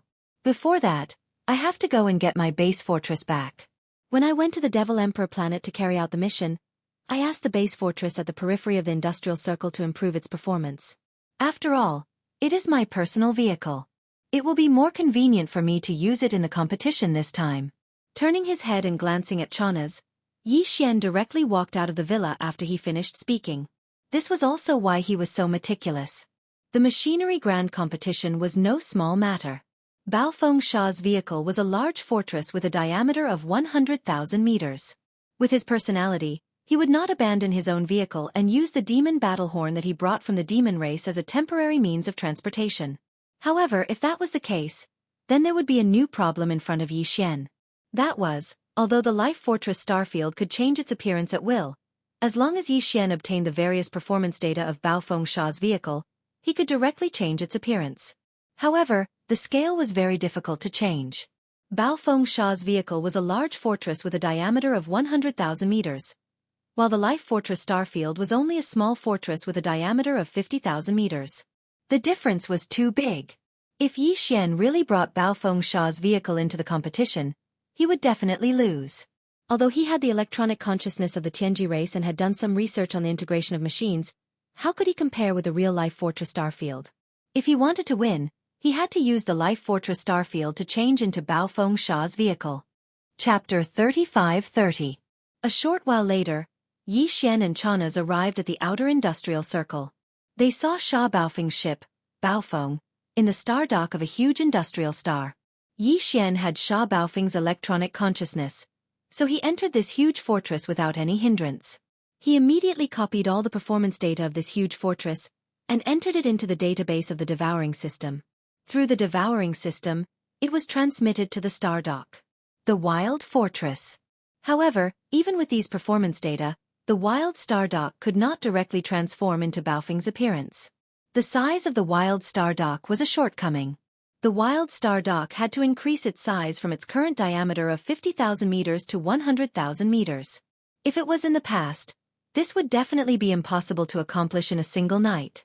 However, Yi Xian still had a Master Life Crystal. If he reluctantly used it, he could still accomplish this. Previously, when he won the system competition mission against Fairy Xianxia, the prize that Yi Xian obtained from the exchange store was a Master Life Crystal. The reason why he wanted this Master Life Crystal was because it had a miraculous effect on the evil spirit slimes. This way, the fairy crystal that Yi Xian needed would definitely be of a higher quality. This was an important problem that had always been troubling him. One of them. The fairy crystal came from a creature called the evil spirit slimes. It was the crystallization of the energy within the evil spirit slimes. This crystal was one of the natural life energies that the world bugs could absorb. The evil spirit slimes were an alien race in the first universe. They were very ugly, and their bodies secreted a dark green poisonous liquid. Even among the hundreds of slave races of the Tianji race in the first universe, this race was an extremely disliked existence. Yi Xian had discovered this by accident. The crystal in their bodies was one of the energies that the world bugs needed to grow.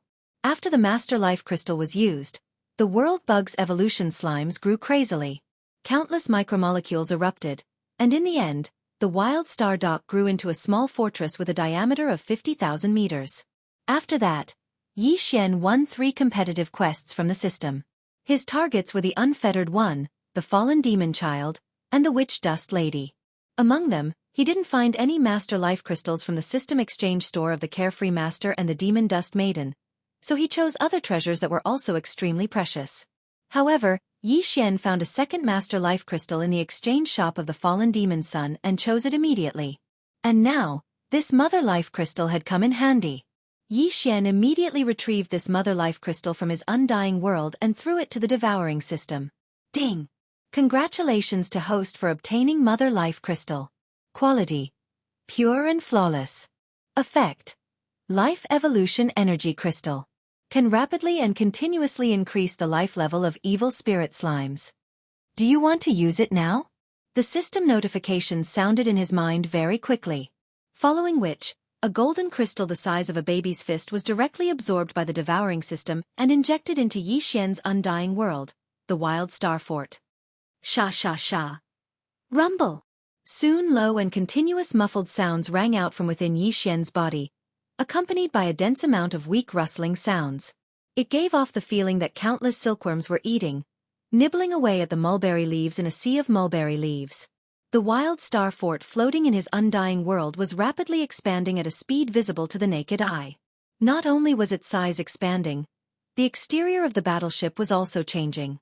Yi Xian quickly ordered the devouring system in his body to connect to the AI of the Wild Star Fort. This time, the growth of the battleship was limited to a diameter of 50,000 meters. After reaching this standard, the growth of the battleship would immediately stop, and all the micromolecules that were multiplying after that would all be thrown into strengthening the battleship's performance and internal and external structure, striving for perfection. All of this unknowingly happened. In a short 10 minutes, the starfield stronghold within Yi Xian's body finally grew to a diameter of 100,000 meters. From then on it stopped growing. However, the change in the life level of the evil spirit slime race caused by the energy of the second life crystal was still there. Continue. All of the subsequent energy was used to strengthen the interior of the Wild Star Fort. This way, it would inherit its greatest feature from before. On the surface, it looked like a huge fort with a diameter of 100,000 meters, but in reality, its performance was much better. In the end, everything ended after more than half an hour. The energy of the second prime life crystal was finally depleted, and the evolution of the vengeful slime group stopped. The massive increase in reproduction energy provided to the world worm spawn group stabilized, and the evolution of the Starfield Fortress came to an end. Complete. At this time, after devouring the mysterious energy of the two Mother of Life crystals, the evil spirit slime's life level had been raised to a very high level. On the backs of all the evil spirit slimes, there was an additional golden line that ran from head to tail, and it was a whole line. There were also specks of gold on both of their bodies. Even the mucus secreted by their bodies had turned into a faint golden color. Perhaps, it was no longer appropriate to call them evil spirit slimes. It would be more appropriate to call them golden slimes. After everything was completed, Xianxia gave the order to transform the Wild Star Fort into a perfect replica of the treasure maple. All of this happened very quickly, but no one knew about it. Everything was completed in his undying world. Following which, Xianxia waved his hand and stored the treasure maple into his body. At this moment, if someone was in his undying world, they would definitely be shocked by this scene. The two identical forts were lined up side by side, floating in the air of Xianxia's undying world. With a thought, the real treasure maple was searched by Xianxia with Sha Baofeng's electronic consciousness. All of the important resources and materials were taken out and stored in the undying world. They didn't stay in the treasure maple. This was because Xianxia had a feeling that as he shone in the Heavenly Fate Clan's mechanical grand competition, he might not be able to take this treasure maple away. De might be interested in it. Of course, what it was interested in was the fake treasure maple, which was the Starfield Life Stronghold. However, it was impossible for Xianxia to hand over the Starfield ship. He could only use the real treasure maple ship to make up the numbers. Chapter 35-31. In this Heaven's Legacy Race's Machinery Grand Tournament, although the gimmick on the surface was only the position of commander and vice-commander of the Vanguard fleet, in truth, all the upper echelons of the Heaven's Legacy Race were well aware that this was a secret early selection of the new young patriarch. The winner would very likely become the next Heaven's Legacy Race. The young tribe leader. Of course, this had to wait until the news of the current young tribe leader Di Xiaofeng's death was confirmed. The grand competition of machinery was the ultimate secret technique of the Tianji clan, the machinery fusion ability. Patriarch De only opened this ability to his direct subordinates. Therefore, it was destined that many of the younger generation of the Tianji clan would not be able to participate in this competition. Not all Tianji tribe members had the qualifications to become the tribe leader's trusted subordinates. This was closely related to talent. The mechanical grand tournament was a test of one's ability to fuse machines, and those who could obtain this sort of ultimate secret art from Patriarch De were only his trusted subordinates. Even amongst the younger generation of the Heaven's Legacy Race, such existences were all upper echelons. Therefore, their mounts were small fortresses with diameters of at least 50,000 meters. Most of them were large fortresses with diameters of at least 100,000 meters. As such, the grand competition of machinery's venue could not be too small. It was a vast void with a radius of 100,000 miles. It was in the star sector outside the industrial area of Tianji City. The next morning, when Xianxia rushed over with Chanas, this vast void with a radius of 100,000 miles was already filled with fortresses of various sizes. There were even some large and small fortresses. Other than the millions of Tianji tribe members watching the battle, there were also many intelligent robots that had the privilege of watching the battle. The members of the Heaven's Legacy Race had developed their own consciousness from these sentient robots and gained intelligence. Thus, within the Heaven's Legacy Race headquarters, all the members of the Heaven's Legacy Race would consciously guide the countless sentient robots under their command. For example, when watching the upper echelons of the Heaven's Legacy Race display their ability to fuse machines together, there was a chance that some of the AI robots would mutate and gain self-awareness.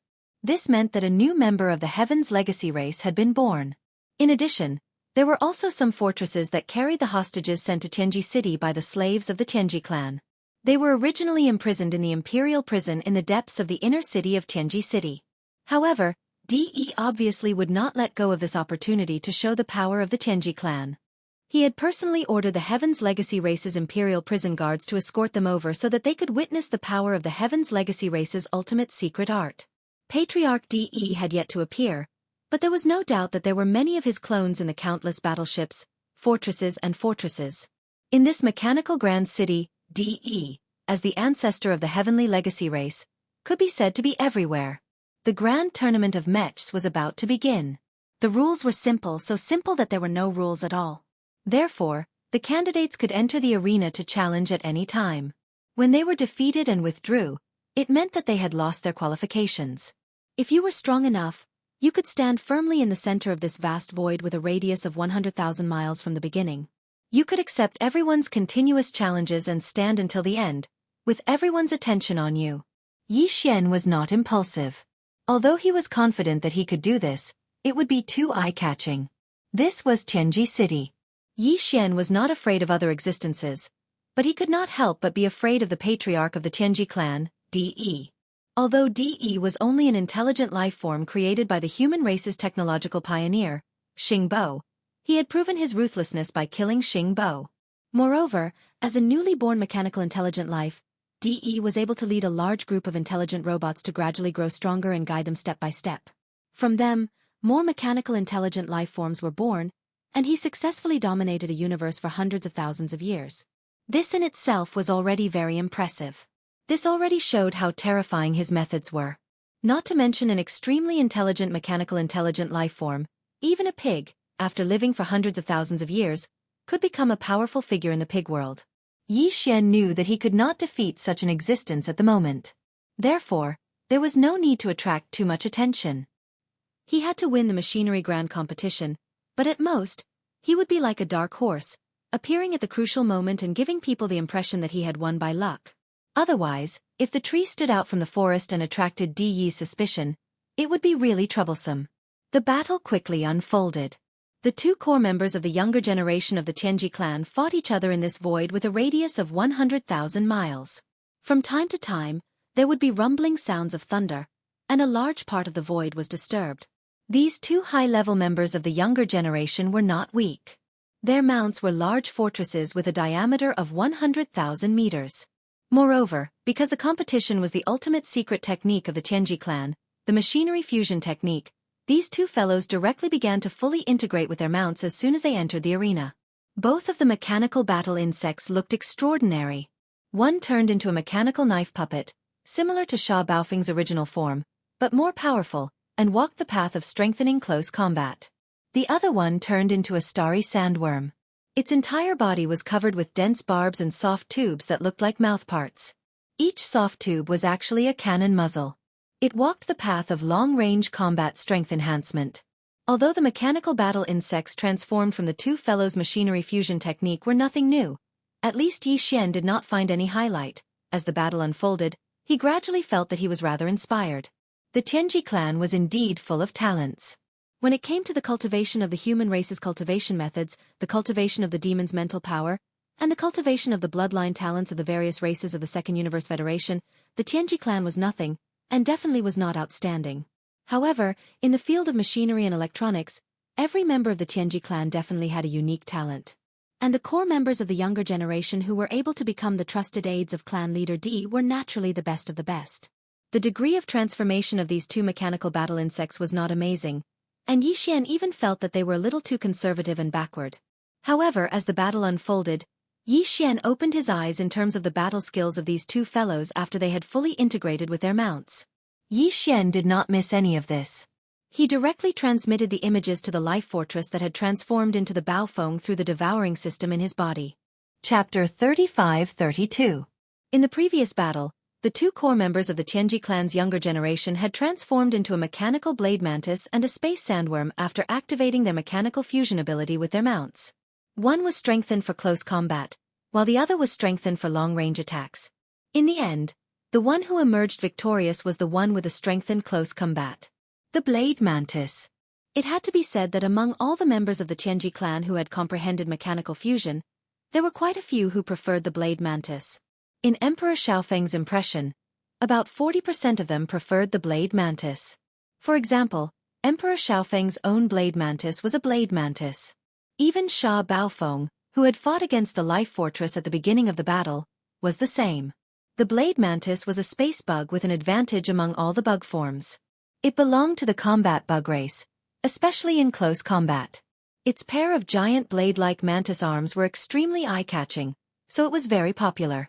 Although more than half of the upper echelons of the Heaven's Legacy race had fused with their mounts and transformed into mechanical war insects called blade mantis, each person's transformation was different in minute detail. No two blade manis were exactly the same. These subtle changes had their own special effects and attack effects. For example, the blade mantis that had defeated the other sandbug in the first battle had a beehive-like mechanical jet port on its tail.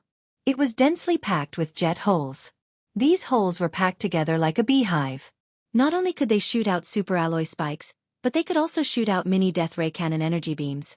Because the interior must have been specially processed, it was extremely fast and impossible to guard against.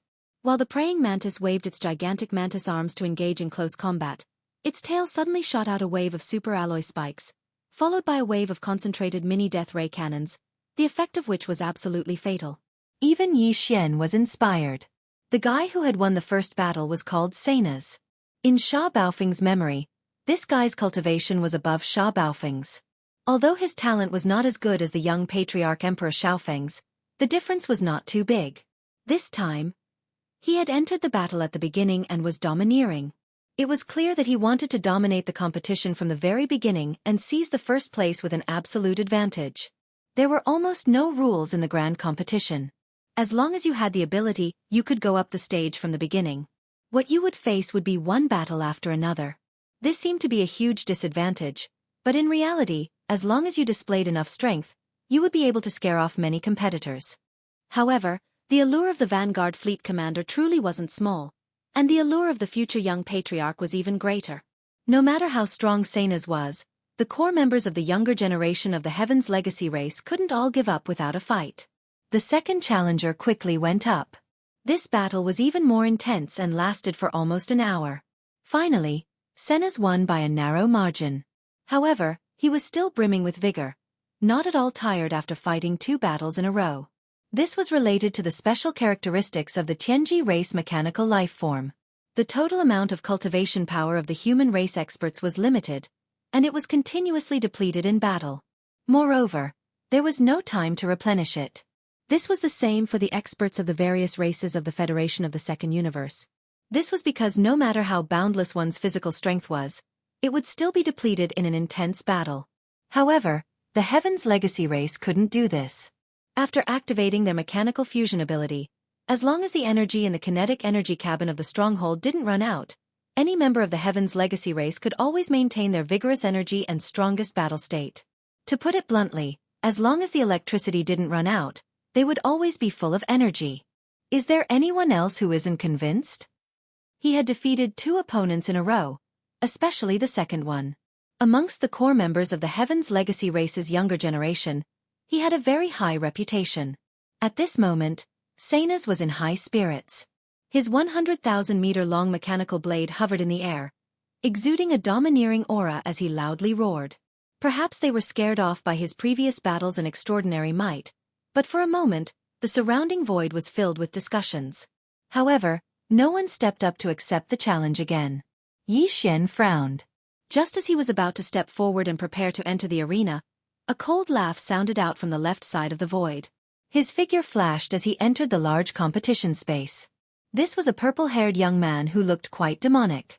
His temperament and aura were both cold and gloomy.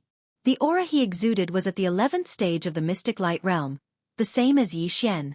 As for Saina's, he was at the 12th stage of the void realm, the peak of the 9th stage of the void realm. On the surface, it seemed that Saina's had the upper hand in this battle. This was because although the battle between mechanical life forms depended on the comprehension of the upper echelon of the Heaven's Legacy race in terms of mechanical fusion, as well as the basic capabilities of the stronghold, the cultivation of the person fusing with it was also a factor. Saina's cultivation was a whole realm higher than that purple-haired young man. After fully fusing with the mechanical life forms, he could control them much more smoothly.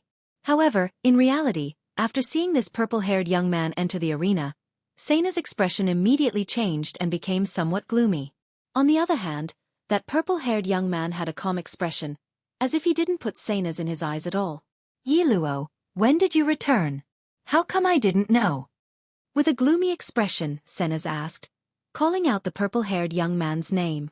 His tone was filled with obvious fear. Yi Xian's heart skipped a beat as he immediately remembered who this person was. Yi Luo, in the younger generation of the Heaven's Legacy race, his talent in electronics was second only to the young patriarch, Di Xiaofeng. Back when Di Xiaofeng wasn't the young patriarch yet, only this person had the strength to compete with him. Although the position of young patriarch eventually landed on Di Xiaofeng's head, Yi Luo's electronics talent wasn't erased. Among the younger generation of the Heaven's Legacy race, his electronics talent was still publicly recognized as one of the best, second only to the young patriarch, Di Xiaofeng. However, Yi Luo had been sent out to carry out a secret mission 2 years ago and wasn't in the race.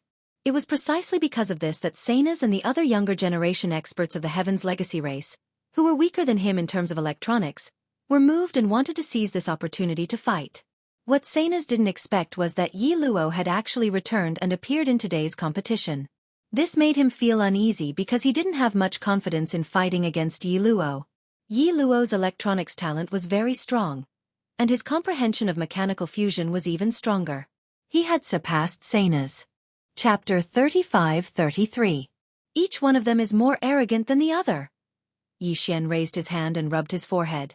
He already felt that Sanas was arrogant enough, but he didn't expect Yi Luo to be even more pretentious than him.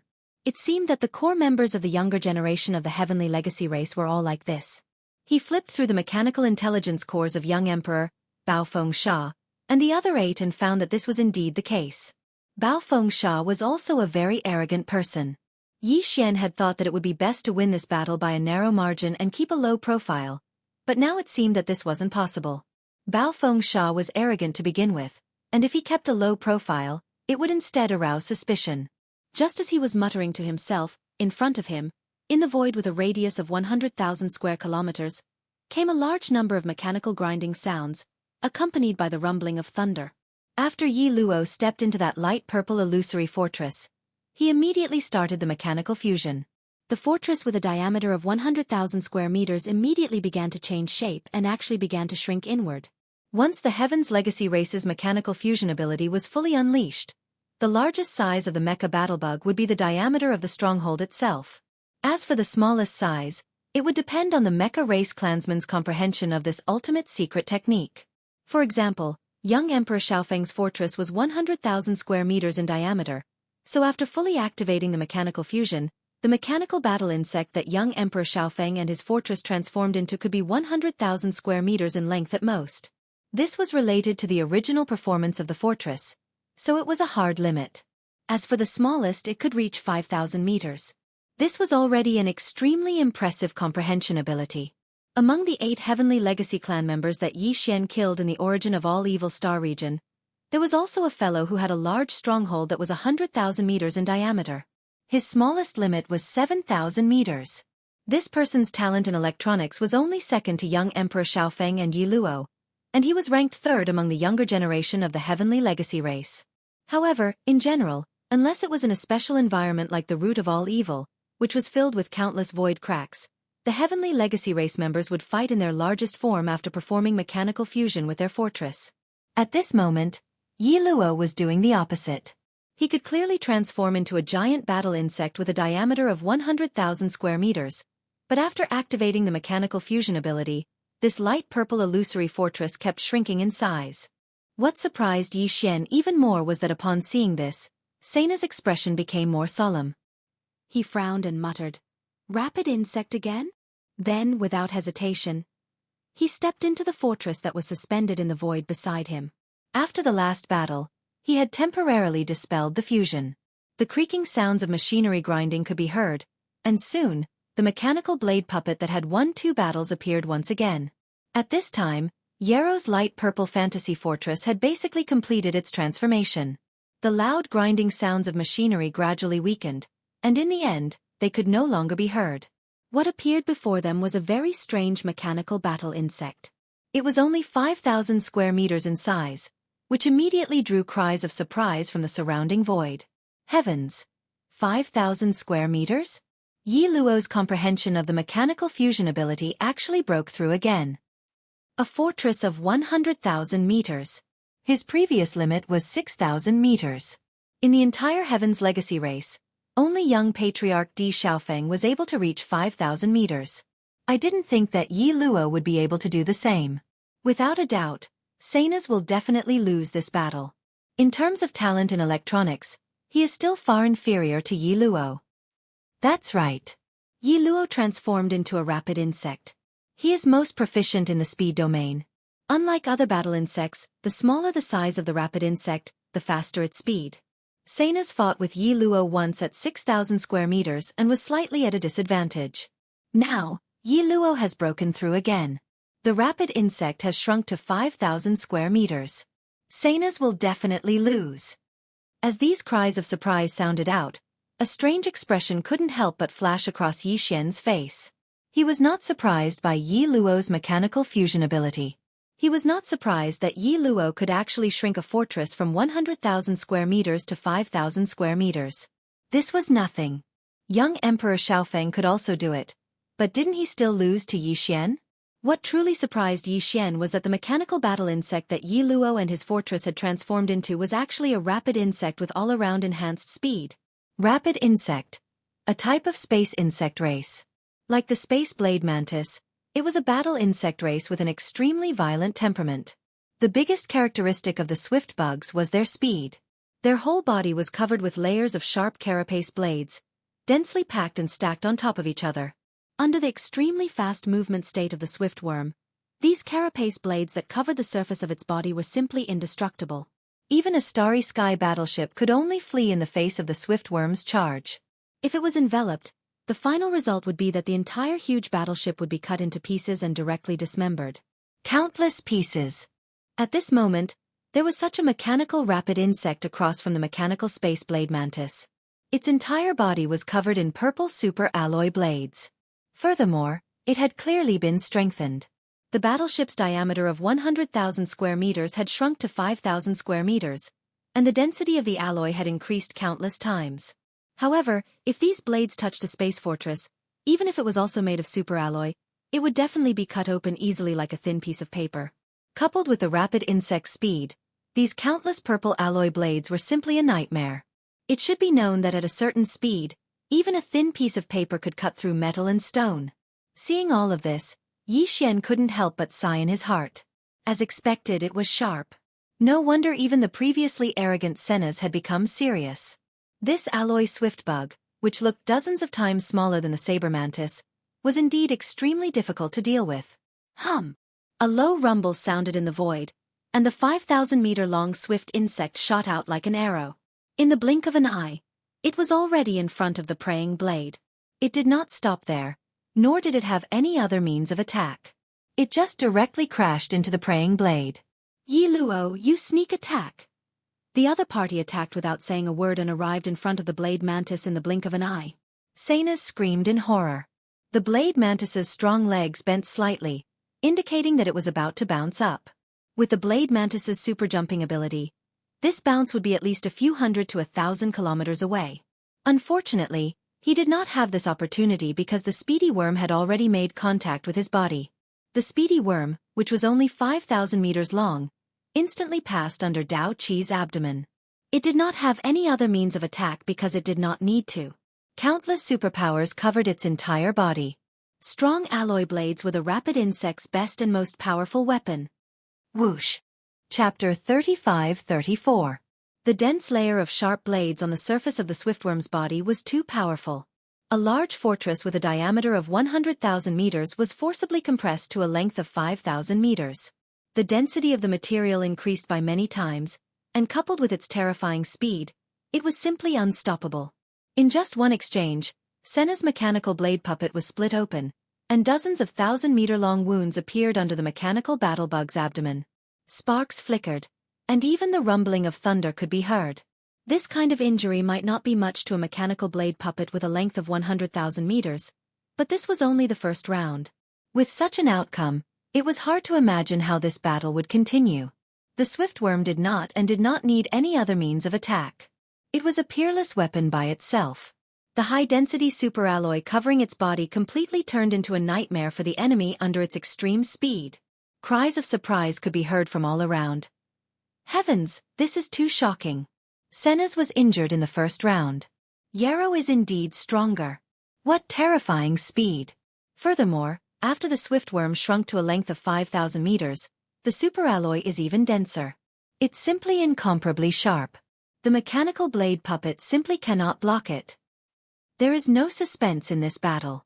Yarrow is definitely going to win. Sigh, after young Emperor Feng, among the entire Heaven's Legacy race's younger generation, only Yarrow is the strongest. Senna's is not his match. Will the next young patriarch be him? Crackle. Boom. Ah. As the discussions in the surrounding void rang out, the rumbling of thunder and the crackling of sparks rang out once again in the central battlefield of the grand competition within a radius of 100,000 miles. This was followed by Senna's frenzied howl of hatred and fury. He was injured once again. He was originally full of himself and was certain that he would win first place this time. In the future, he would have a chance to compete for the throne of the young patriarch of the Heaven's Legacy race. He did not expect that after just 2 victories, he would suffer such a setback and be on the verge of dying. However, Senna's did not intend to admit defeat just like that. He continued to persevere. In the face of this scene, a senior member of the Heaven's Legacy race immediately stood up. This was a supreme being of the Heaven's Legacy race whose strength was equivalent to the 15th great realm expert of the human race. He immediately announced the end of this battle. There was no suspense in the outcome of the battle. Yarrow won, while Senna's lost miserably. After all, this was just an internal competition of the race, not a battle to the death between friends and foes. There was no need for any deaths. The Heaven's Legacy race did not have many people in the first place, and the younger generation that had the mechanical fusion ability activated by Patriarch De were all true geniuses of the race. It would be disastrous. The disappearance of Emperor Xiaofeng and the other 8 core members of the Tian's Legacy race had cast a heavy shadow over the hearts of the older generation. They couldn't allow any real casualties to appear in this grand competition. Senna's was very unwilling, but in the end, he still retreated. In just 2 rounds of contact, he had suffered heavy injuries. There were cracks and gashes on the mechanical puppet's abdomen and back. Fortunately, that senior member of the Heaven's Legacy race spoke up to stop the battle. Otherwise, in the end, it was very likely that his flying fortress would have been destroyed, and its electronic consciousness would have been severely damaged. It would take a long time for it to recover. As Senna's left, only the purple-haired Yarrow was left standing in the void of this grand competition battlefield. He had already removed the mechanical fusion state with his flying fortress, and that light purple illusory fortress was floating beside him. Yarrow stood there with his hands behind his back. In the void, sighs and laments could be heard again. Sigh, the dust has settled. The vanguard fleet commander of this battle is none other than Yarrow. This is an indisputable fact. It's just that we all thought that Yarrow had not returned to the race. Perhaps even the Patriarch did not know. Otherwise, there would be no need for this mechanical grand competition to continue. That's right. Among all the geniuses of the younger generation in the race, other than the young Patriarch, Di Xiaofeng, who else can defeat Yarrow? The speedy bug is too scary. Furthermore, Yarrow's understanding of the mechanical fusion ability has reached such a level. He could actually shrink a huge fortress with a diameter of 100,000 meters to only 5,000 meters. This way, the power of the speedy bug has skyrocketed again. It's simply invincible. What do you mean by simply invincible? It's already invincible, okay? Now, in the race, other than the experts of the older generation, who else in the younger generation can be Yarrow's match?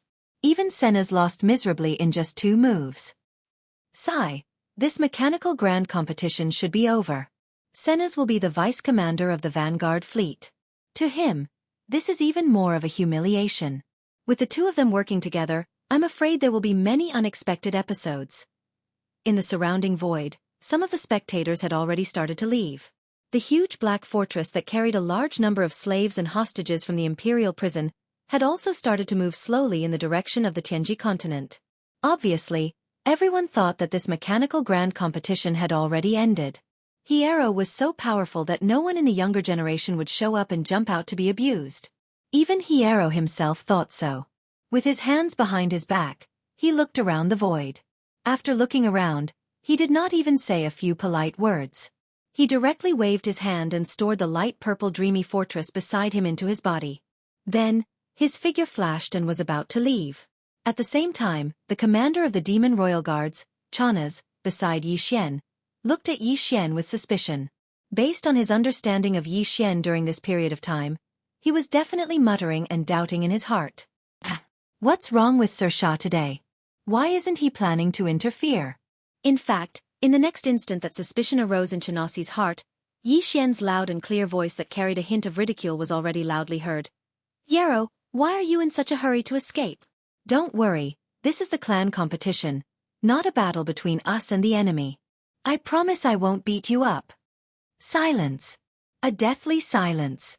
The large and small fortresses and fortresses in the surrounding void that were retreating one after another all stopped, including Yarrow, who was about to leave. In the next moment, everyone's gazes converged on Yi Xian. After seeing that these words were actually spoken by Sha Baofeng, the expressions on the faces of the Heavenly Fate clan experts immediately became strange. The upper echelon of the older generation that had forced Senna's to retreat even frowned. Chapter 35-35.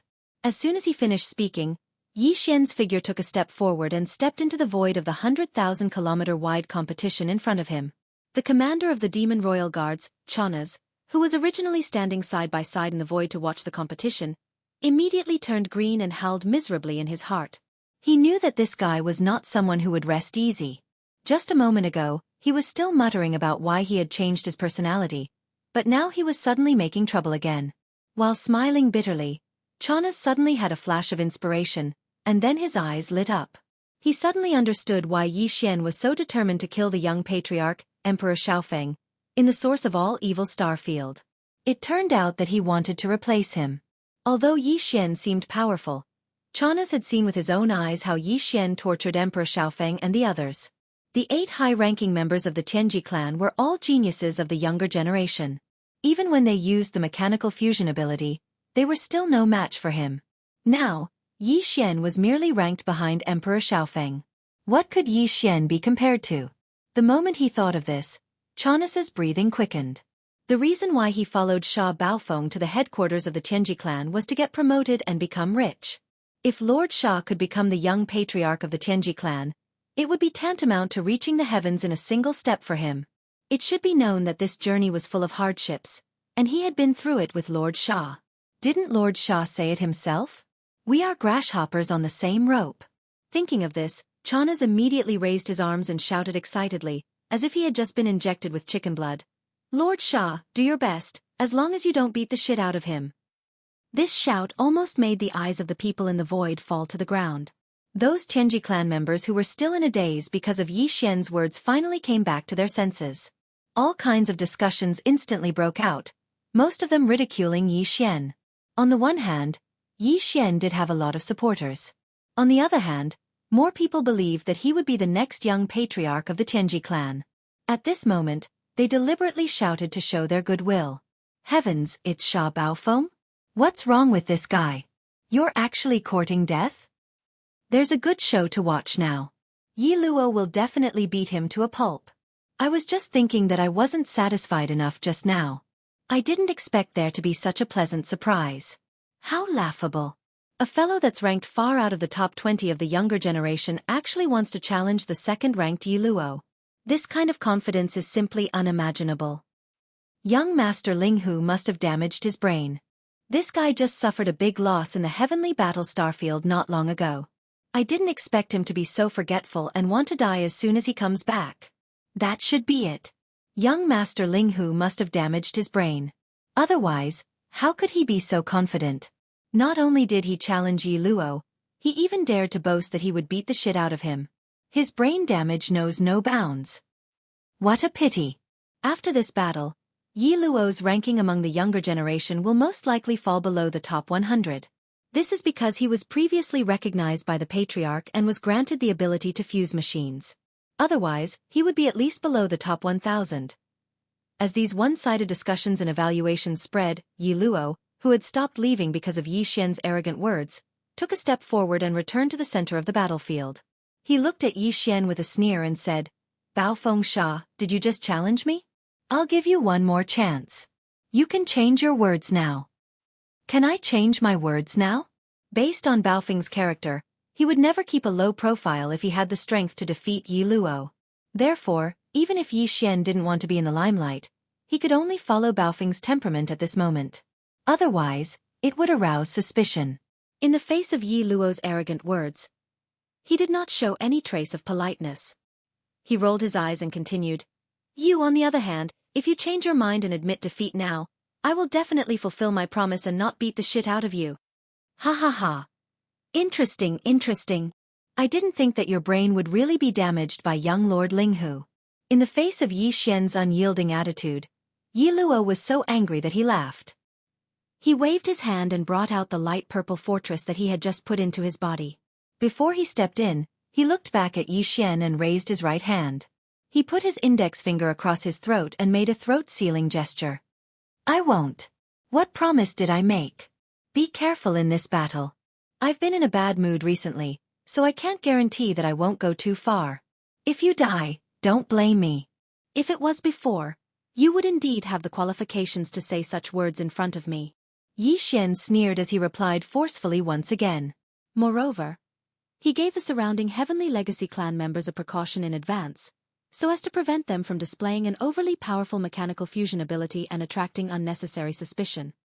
However, ever since my battle with young Master Linghu, this kind of thing has never happened. You've already lost your qualifications. That's right.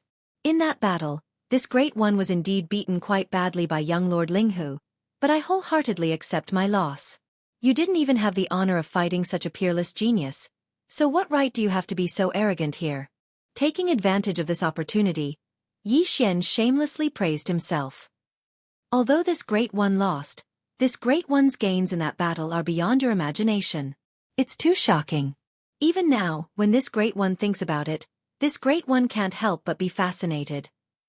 If this great one had the chance, this great one would really want to be beaten by young Lord Linghu again. Because the gains were too great, so great that this great one only had to be beaten by him once, and this great one's comprehension of mechanical fusion ability is enough to surpass what you have painstakingly comprehended for 100 years. This battle, this great one will let you see. Amazing. From my progress, this great one will let you be fascinated by young Lord Linghu's peerless genius. Sigh, what a pity. No matter how fascinated you are, no matter how much you cry about wanting to die and want to be beaten up, in the end, you won't have this chance. Young Lord Linghu is a hero, and has already. As he spoke, Yi Xian gradually found the feeling. His figure stood in the void, shaking his head with a regretful expression. It was as if he deeply regretted that he couldn't have another chance to be beaten up by young Lord Linghu. This scene was too strange. Everyone was stunned.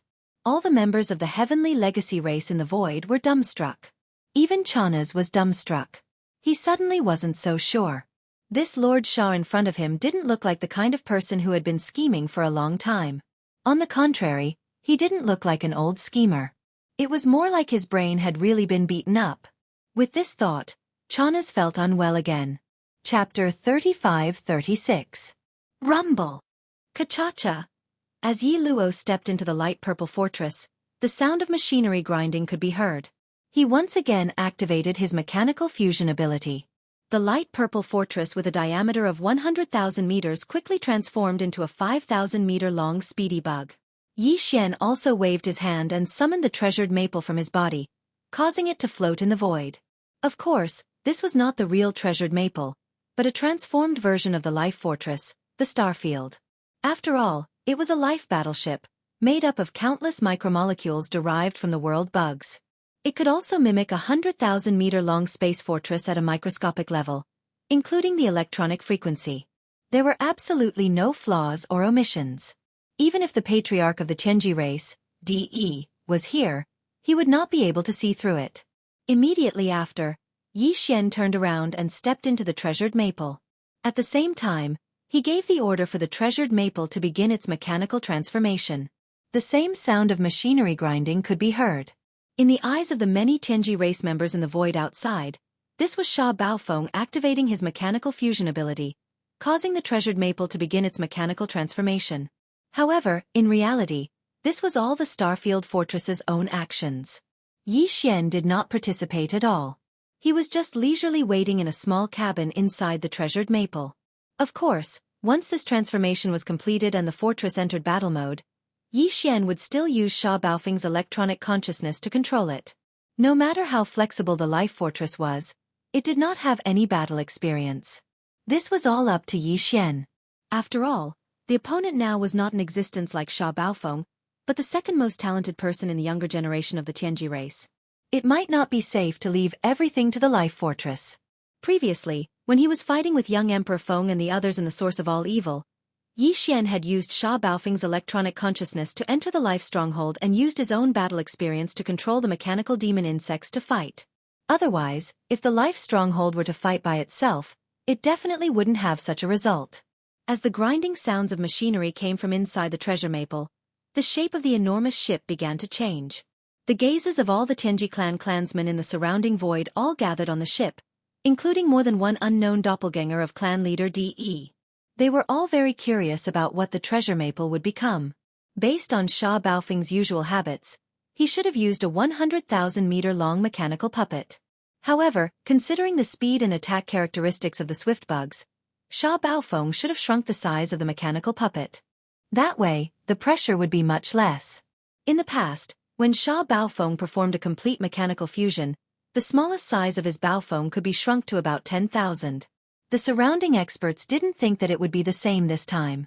In the beginning, the surrounding experts of the Tianji clan did think that Sha Baofeng was out of his mind to provoke and even infuriate Yi Luo. However, after hearing what he said later, the experts of the Tianji clan had a different opinion. The Tianji clan had indeed received news of Sha Baofeng's recent battle in the third universe. Many of the higher-ups were shocked. The black technology possessed by young Master Linghu was still a mystery to this day. He had actually surpassed the Tianji clan, who had always possessed extraordinary talent in electronics and machinery manufacturing. The Tianji clan of the three major dimensions. In that battle, Sha Baofeng had indeed lost miserably. However, in his own words, this fiasco was not unjustified at all. Young Master Linghu's peerless demonic talent had even amazed many of the higher-ups of the Tianji clan. Medicine, artifact, and array masters. He also had the terrifying starry sky black technology. In this world, only Prince Xian, the invincible god of war, and the person who had caused an uproar in the second universe not long ago. Even now, he had provoked a Star-Lord old monster to roar and chase him all over the world, but no one could find him. Only young Master Netherming and the other two could be compared to him. It would be a lie to say that he had not gained any inspiration and gains from fighting such a peerless demonic talent. Therefore, when Yi Xian ridiculed Yi Luo with such words just now, not only did the latter not get angry, but he also became serious. Although he was not convinced by young Master Linghu, he was actually fascinated by the other party's demonic talent. It could be said that whether it was the higher-ups of the Tianji clan in the surrounding void or Yi Luo, who was about to fight Yi Xian, at this moment, there was an inexplicable expectation in the bottom of their hearts. They were all looking forward to Sha Baofeng really gaining something from that battle and not just bragging. Yi Luo was so fascinated by young Master Linghu. Although he could not fight young Master Linghu because the other party had been proven to be exiled, if he could beat Sha Baofeng, who had suffered a crushing defeat at the hands of young Master Linghu and had gained some inspiration and gains, he would be scared witless again. Because, at least on the surface, from a certain perspective, his demeanor was at a level comparable to young Master Linghu. At least he was not inferior. As for the higher-ups of the Tianji clan in the surrounding area, their expectations were related to the entire clan. There was no doubt about Yi Luo's strength. If Sha Baofeng could really defeat him, even if it was a tie, it would be enough to prove that there would be another peerless genius in the Tianji clan. Although this genius was trained by the peerless demonic talent of the human clan, it did not matter. Being able to constantly improve oneself in battle with the enemy was the attitude and talent that a real expert should have. If Sha Baofeng could do it, the higher-ups of the clan would regard him more highly from now on. So what? So what? Yi Xian was completely unaware of all of this. Following his orders, the sound of machinery grinding could be heard from the inside of the Baofeng. Very quickly, the mechanical changes were completed. Yi Xian did not choose the combat form of the mechanical demon bug. The speed of the rapid bug was too fast. Although the mechanical demon bug had a strong jumping ability and 4 antimatter death ray cannon barrels, it was very likely that it would not be able to lock onto the target. Therefore, Yi Xian chose the combat form of the humanoid alloy war god this time. Of course, while the Baofeng transformed into the humanoid alloy war god, its original terrifying size of 100,000 meters was also constantly shrinking. In the end, when the humanoid form of the alloy war god was completely revealed, its height of 100,000 meters was also constantly shrinking. When the alloy war god was fully formed, its height had reached only 5,000 meters. This was not Yi Xian's limit. The limit he could shrink a small fortress of 50,000 meters to 1,000 meters, and a large fortress of 100,000 meters to 2,500 meters. But that was not necessary.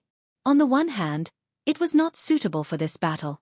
On the other hand, Yi Xian did not want to expose his limit. Chapter 35-37. After a series of mechanical clanking noises, Baofeng completed its mechanical transformation. A humanoid alloy war god stood in the void, and the huge fortress with a diameter of 100,000 meters shrunk to a height of only 5,000 meters.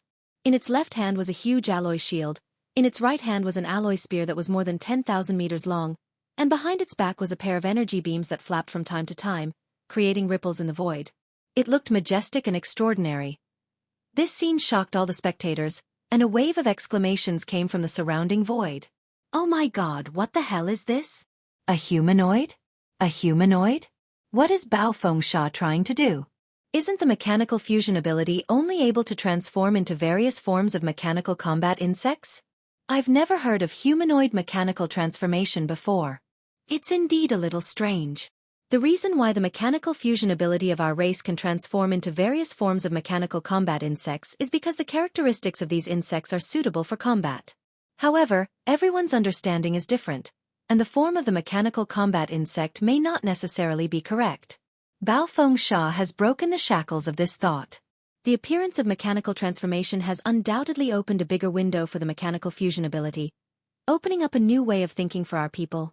That's right. Since mechanical transformation can transform into various forms of mechanical combat insects, why can't it be humanoid or other forms of dire beasts? This is a new research direction. Just this point alone is enough to prove that he has indeed learned something in that battle. It was worth it to be beaten up. Our understanding has been completely overturned. In the past, it was a mechanical sword mantis, but now, it's a humanoid combat form. I'm really looking forward to the performance of this humanoid alloy war god. You have all overlooked a fact. Did no one notice that this humanoid alloy war god is only 5,000 meters tall? Just like the swift bug, this shows that Baofeng Sha's mechanical fusion ability has indeed improved greatly. Among the younger generation of our race, the only one who can fuse a huge fortress of 100,000 meters to a height of 5,000 meters is Baofeng Sha. Previously, there was only young Master Di Xiaofeng, and just now, there was Yarrow. Who would have thought that in the blink of an eye, a third person would appear? That's right. Based on this point alone, Sha Baofeng is qualified to fight with Yi Luo. This is really suspenseful. Before this, no one was optimistic about him. When Yi Luo appeared, everyone said that he would be the winner. Who would have thought that a dark horse would appear at the last moment? As these exclamations and discussions sounded, Yi Luo's deep voice came from the swift bug covered in sharp blades in the void ahead. Sha Baofeng, I have to say that I have indeed underestimated you before. You just made a breakthrough not long ago and have the ability to condense a 100,000-meter-long fortress into one. With my 5,000-meter-tall body, I deeply understand how difficult it is to comprehend the mechanical fusion ability to this level. I didn't expect you to be able to do it as well. Moreover, it was after you were brutally beaten up in a great battle. That young Master Linghu of the human clan is indeed amazing. It's a pity that he has been exiled. Otherwise, I would look forward to fighting him. However, although I can't fight with young Master Linghu, if I can give you a good beating today, it will more or less dispel the loneliness in my heart. If young Master Linghu can give you a good beating, then I can too. As soon as he finished speaking, a dense and low buzzing sound suddenly burst out in the void. The swift bug in the void thousands of miles away suddenly rushed out. Even the void was torn apart by the high-density super alloy covering its body. In the blink of an eye, it was already in front of Yi Xian. Who doesn't know how to brag? You can't be compared to young Master Linghu because this great one will be beaten up by him. As for you, you can only be beaten up by this great one. Whoosh! Yi Xian sneered and made a bold statement. Then, a sharp and ear-piercing sound rang out. The alloy battle god standing in the void suddenly shook its right hand, and the super alloy spear that was more than 10,000 meters long was instantly thrown out. No one could see its trajectory at all. Its speed was actually faster than the swift bug's. In the blink of an eye, it was in front of the swift bug that had turned into a shadow, blocking it in the void thousands of miles away from the alloy battle god. If the swift bug hadn't stopped and dodged, this super alloy spear that was shockingly fast would have pierced through its body in the next instant, ruthlessly killing it in the void. Wung! The low, high-frequency vibrating sound rang out again. The swift bug that had turned into a starry sky shadow came to a sudden stop. It didn't stop at all and instantly retreated hundreds of miles, barely avoiding the super alloy spear that was coming for the kill. Rumble! A huge thunderous explosion rang out. The super alloy spear smashed into a large fortress in the void below and instantly exploded. The fortress that was 10,000 meters in diameter turned into a fireball. Fortunately, there were no Tianji race clansmen inside. It was full of intelligent robots that were watching the battle. However, the power of this spear was still earth-shattering. This was because the void in the center of the grand competition had a radius of 100,000 miles. All the large and small fortresses that were watching the battle were 100,000 miles away. No one had expected that the humanoid alloy battle god's explosive power would be so terrifying. The power and speed of that super alloy spear. Its speed was so shocking that a large fortress 100,000 miles away couldn't dodge in time. In an instant, it turned into a huge fireball together with nearly 1,000,000 intelligent robots inside, illuminating a corner of the void. Screams rang out instantly. These were the screams of the senior generation in charge of supervising the grand competition. Retreat! Retreat immediately! The grand competition's venue has been temporarily expanded from the previous 100,000 miles to 500,000 miles. All battleships, retreat immediately. No mistakes. Rumble. In the void, the roars of countless kinetic energy cabins starting up resounded everywhere. All the battleships, fortresses that were watching the battle all retreated in a panic. The power of that spear just now was too shocking. No one wanted to be the second unlucky person to be hit by it. In the large fortress that had driven over from the imperial prison, and carried a large number of slaves from the first universe as hostages of the royal family of the 10,000 races, a large number of exclamations could be heard. As hostages of the royal family of the various races, the experts in this large fortress were all the true elites of their races. Their status and strength were extraordinary. Naturally, their horizons were not low, and their intelligence was even more astonishing. Everyone was well aware of the Tianji clan's intention of bringing them to the battlefield to fight Xianxia in this grand competition. However, although they were shocked by the Tianji clan's so-called ultimate secret technique, the machine fusion technique, they were not too shocked. The 3 battles that they had seen before were indeed amazing. However, they were not as shocking as the scene in front of them. A starry fortress could actually transform into a super alloy battle god. Moreover, this battle god had only thrown out a spear, and it had destroyed a large fortress. The latter was suspended in the void 100,000 miles away, and it didn't even have a chance to dodge. Whether it was its speed or terrifying penetrative power, it was incredible. Chapter 35-38. Stop right there. Don't run. I just said that I won't beat the shit out of you. I won't go back on my word. Yi Xian sneered when he saw the speedy bug's body suddenly stop and quickly retreat. His arrogant voice rang out from the alloy war god's body, resounding through the void and causing everyone to stare at him in awe. It's just the power of a spear. How can it be so strong? It directly blew up a 10,000-meter-tall fortress. This is impossible. At this moment, Yi Luo was already shocked beyond words. He had seen clearly just now that Sha Baofeng had raised his hand and thrown out an alloy spear. Because the alloy war god was formed by the extreme condensation of a 10,000-meter-wide fortress, the battleship alloy used to build the fortress was densely denser. The density of the battleship was increased countless times, just like the dark purple blades all over its body. However, no matter how dense it was still just an alloy spear. Even if it could penetrate a 10,000-meter-tall fortress, it definitely wouldn't be able to blow it up completely. Even if it hit the kinetic energy cabin of the fortress, it wouldn't be able to cause such a scene. Battleships above the level of the fortress all had kinetic energy protection systems inside. Even if the kinetic energy cabin exploded, it would only affect a small part of the overall area in a short period of time.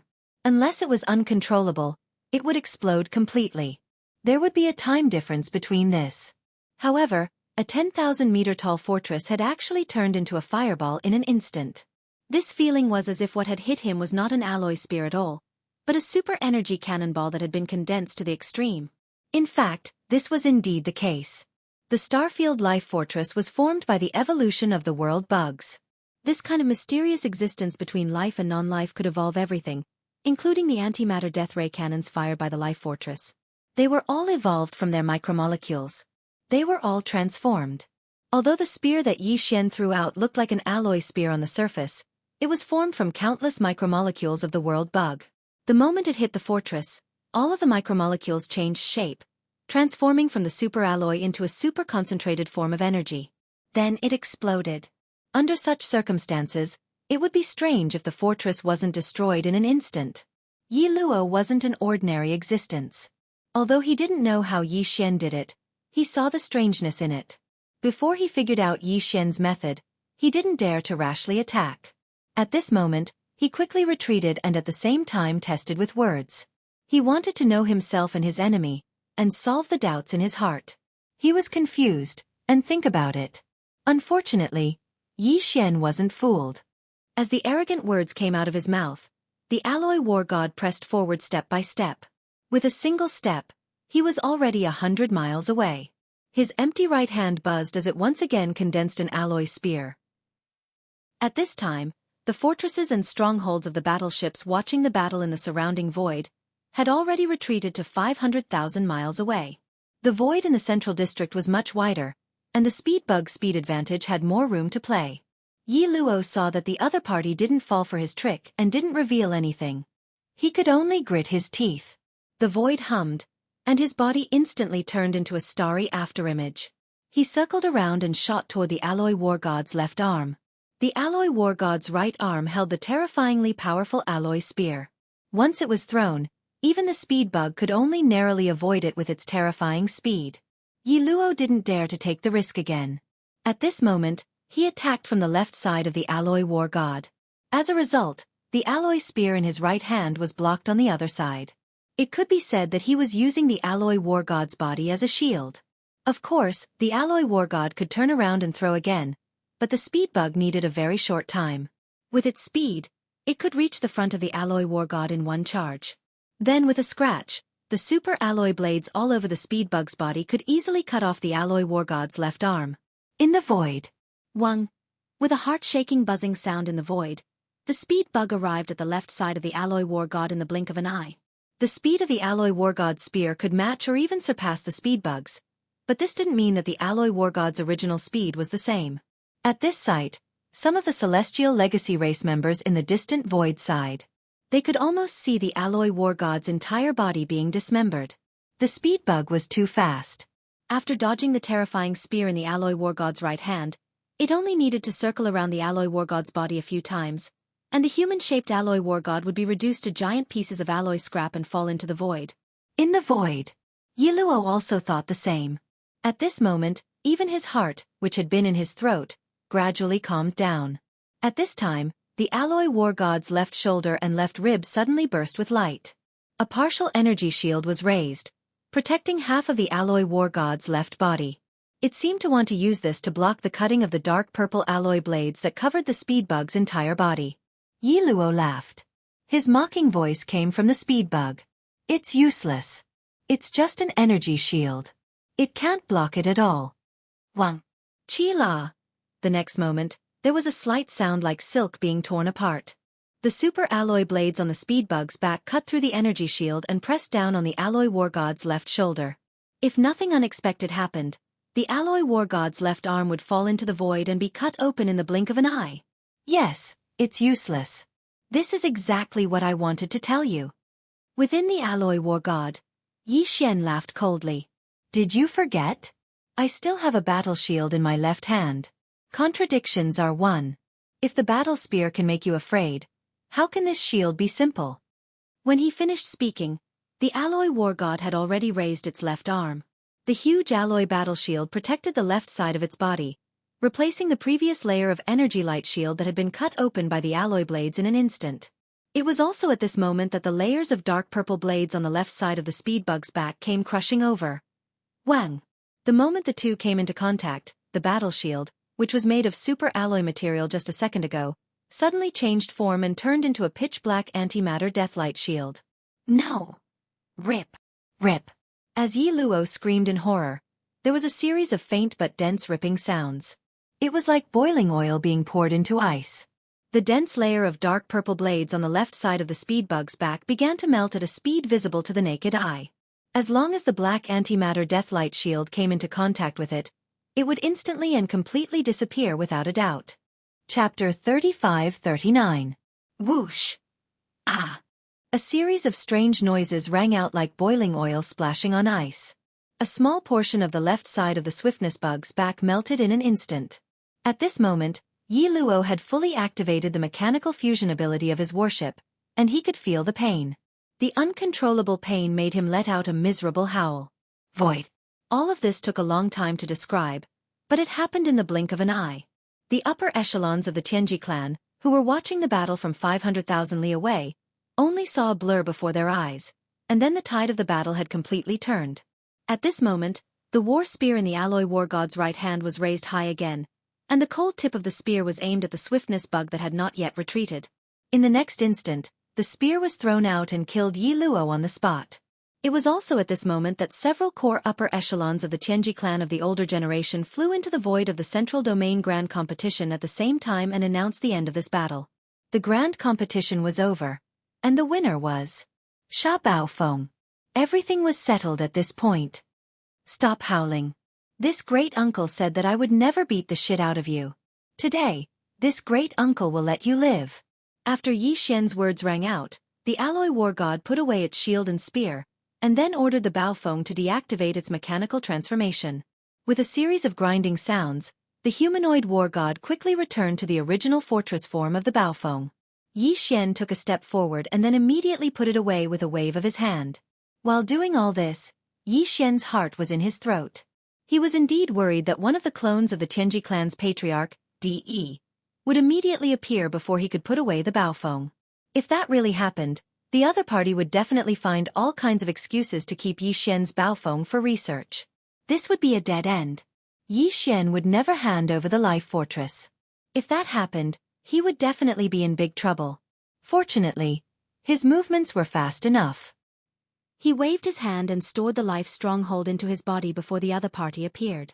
At this time, even if one of the identities of the Heavenly Legacy race's patriarch, De, appeared again and made the same request, Yi Xian wouldn't be afraid at all.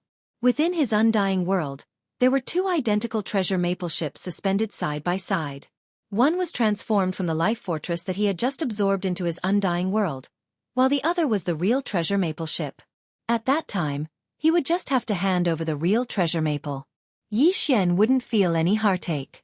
Now that the life fortress had grown to such a height, even 100,000-meter-wide fortress wouldn't be able to move him.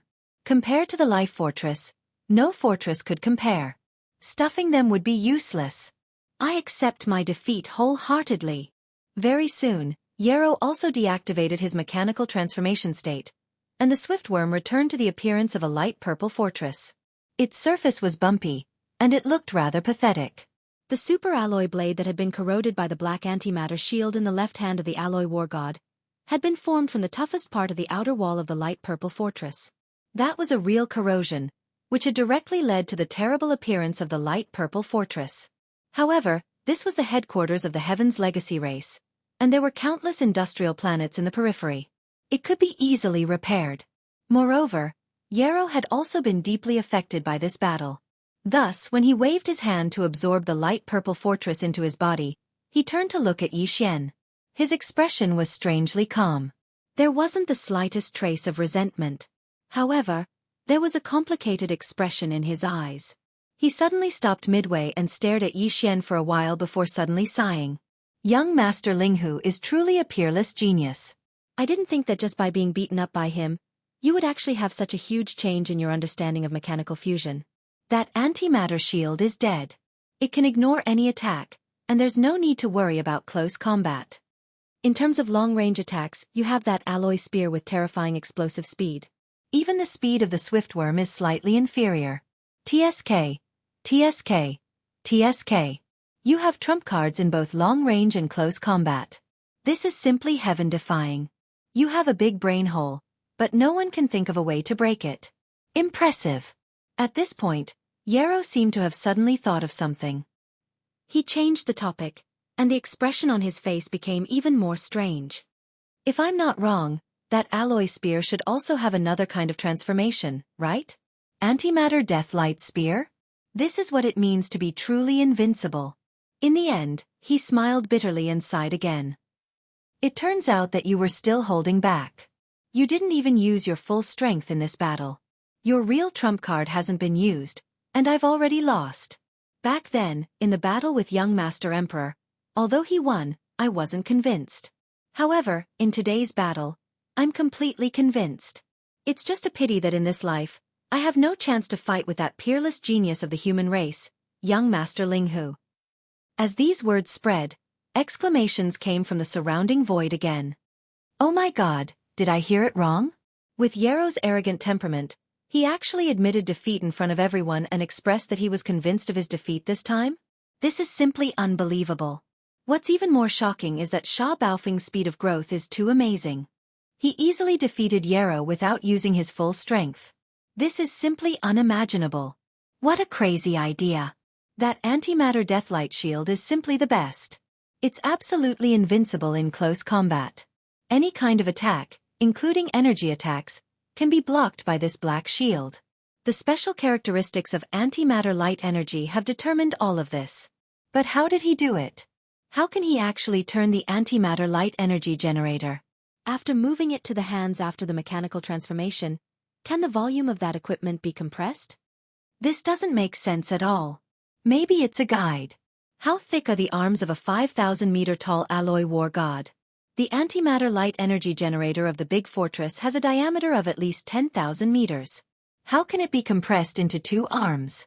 It must be a channel-channel strategy, but there are too many technical difficulties. This is a new research field. The domain has opened a new door for us. There's also that battle spear. It already has such power when it's only in its superalloy state. If it can be transformed into an antimatter deathlight spear like Yero said, its power will definitely increase by a large margin. It will definitely be unstoppable and invincible, even if it's a fixed super fortress. Even the Starry Sky Fortress might not be able to block it. It will be pierced through by a single spear. Monster. He's definitely a monster. Sha Baofeng was beaten up, but who would have thought that a pheasant would turn into a phoenix?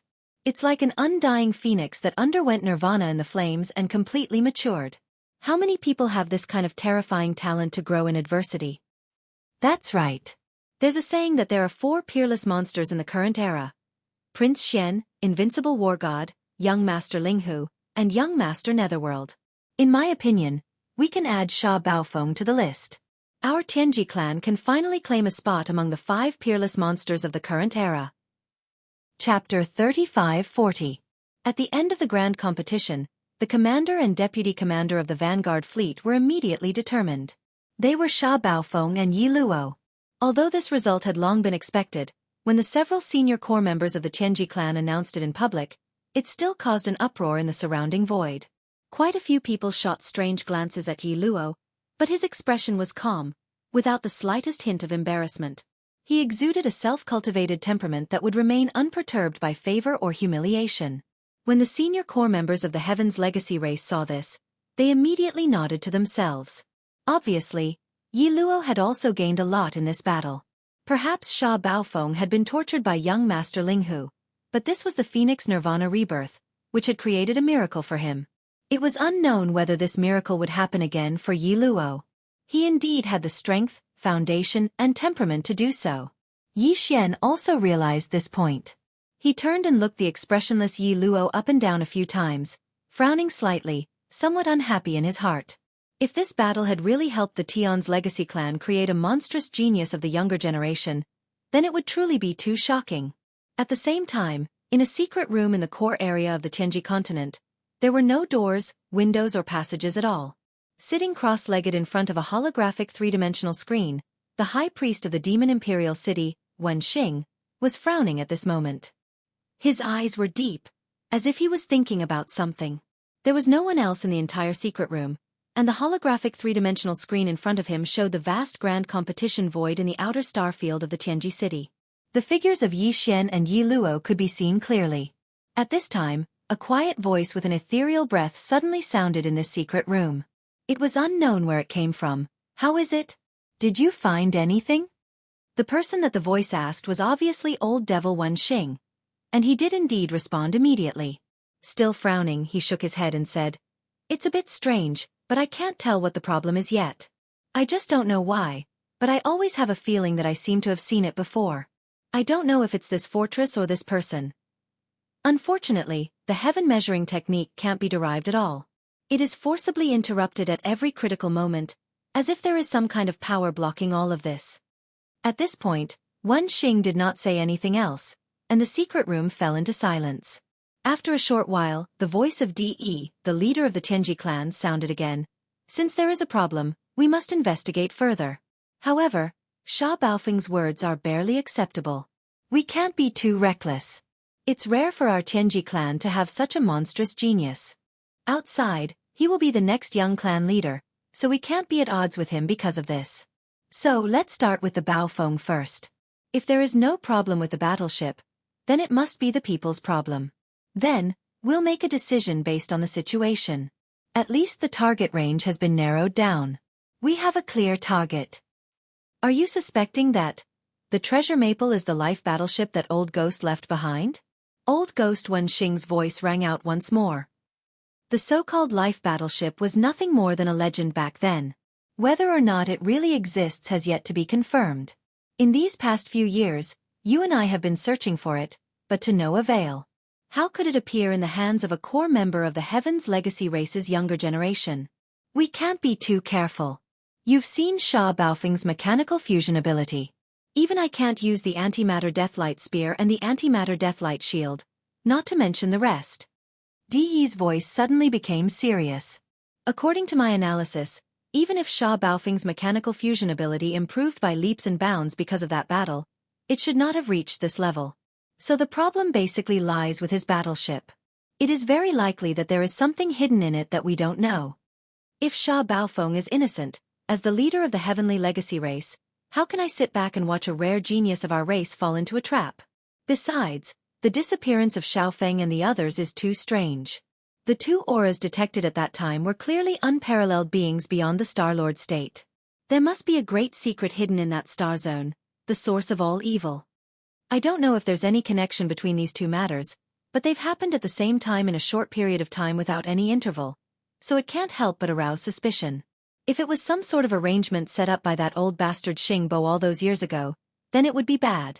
But one thing is certain, and that is that those old bastards from the second universe suddenly launched an attack on the first universe. They didn't even care about the inquiry of the human race and the myriad Sift Federation. There must be some shocking secret behind this, and it is very likely that it is related to the mysterious arrangement in the origin of all evil. De heaved a sigh. Unfortunately, I've explored that star zone many times, but I was only able to enter the central region's buffer zone every time. All I saw were some void rifts and a lot of black beetles. Those above the Star-Lord state couldn't enter the central region at all. I can make a trip there. In fact, I've always been suspicious about the source of all evil. I once went to the edge of the central region, but I almost didn't make it back, because I ran into a Star-Lord Black Beetle Queen. When Xing took over the conversation and took over this matter. You also know that the hidden cultivation of this clone of mine is only at the late stage of universe realm. Facing that kind of existence, being able to come out alive is already a great fortune. However, it seems that such a low level of cultivation is actually a convenience. I can enter the central region of the source of all evil again. Speaking of this, Wen Xing, who had been sitting cross-legged on the floor of the secret chamber, suddenly stood up and disappeared completely. However, his voice still reverberated in the secret chamber. As for everything in the base camp, it's all up to you. Sha Baofeng, do as you say. Investigate the battle first. Then, we'll decide whether or not to investigate himself. A long sigh was heard from the empty secret chamber after a long time. It was De, the leader of the Heavenly Fortune clan. Sigh. Even a clone doesn't want to stay here for too long? You found an excuse and left in a hurry. But what's the point of that? Where's your righteousness? Don't forget that your original self is still in the Heavenly Fortune City. You can't leave. You know everything, but you're still running away from reality. Am I really? Chapter 35-41. Patriarch De didn't show up in his real body. Instead, he sent a doppelganger, but his cultivation was also very high. His voice was not loud, but it spread throughout the void.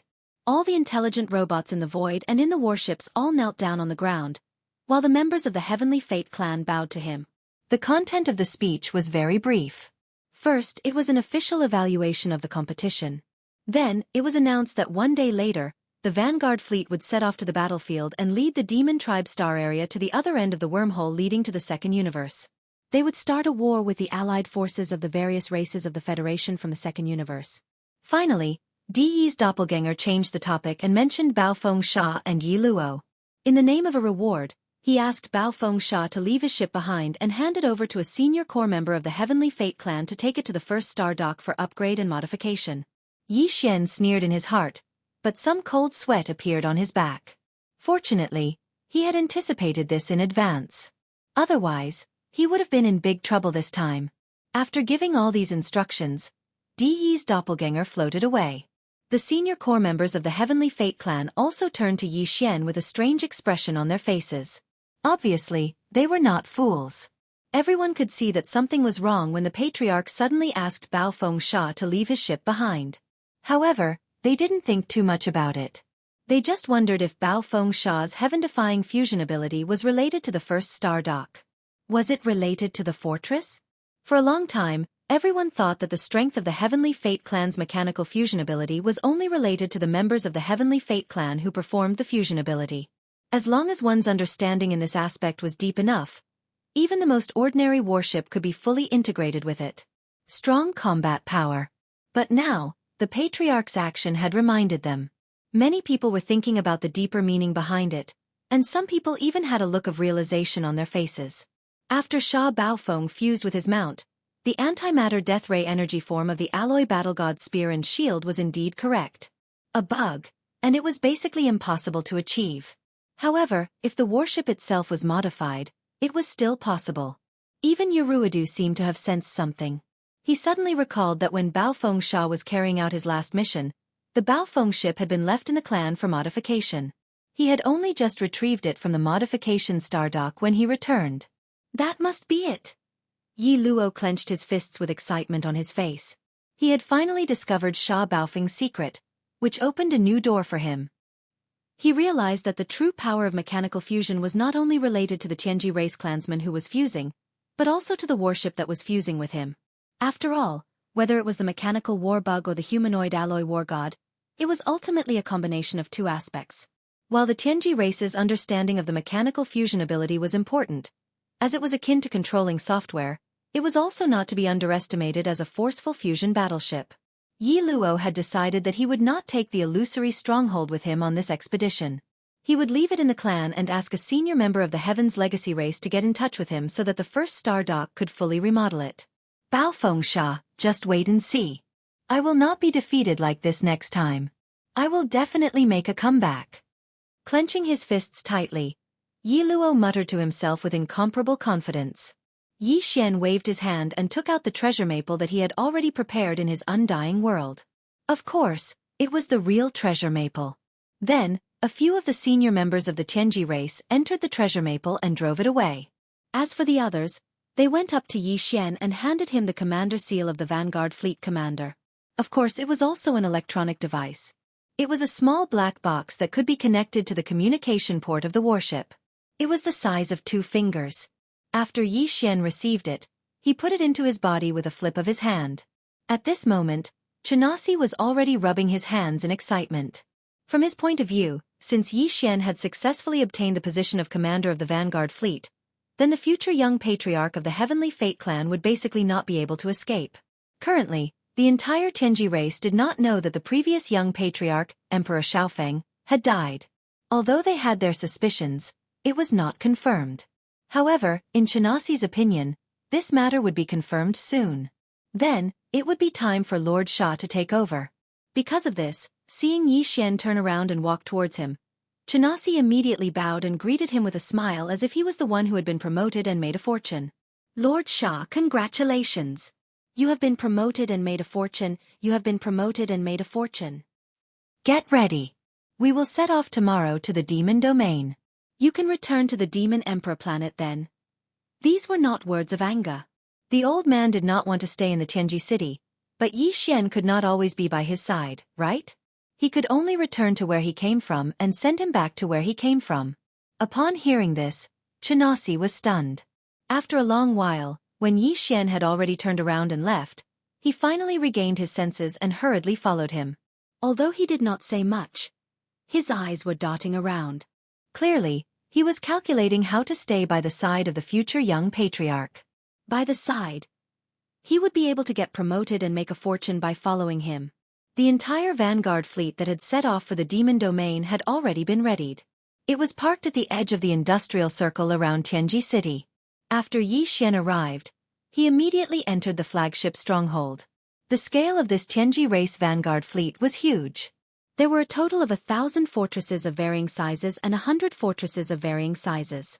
In addition, there were more than 10,000 3,000-meter-long stellar-level battleships and 1,000-meter-long planet-level battleships. As for all kinds of small-sized patrol ships and battleships, there were tens of thousands of them. Every fortress and fortress carried many of them.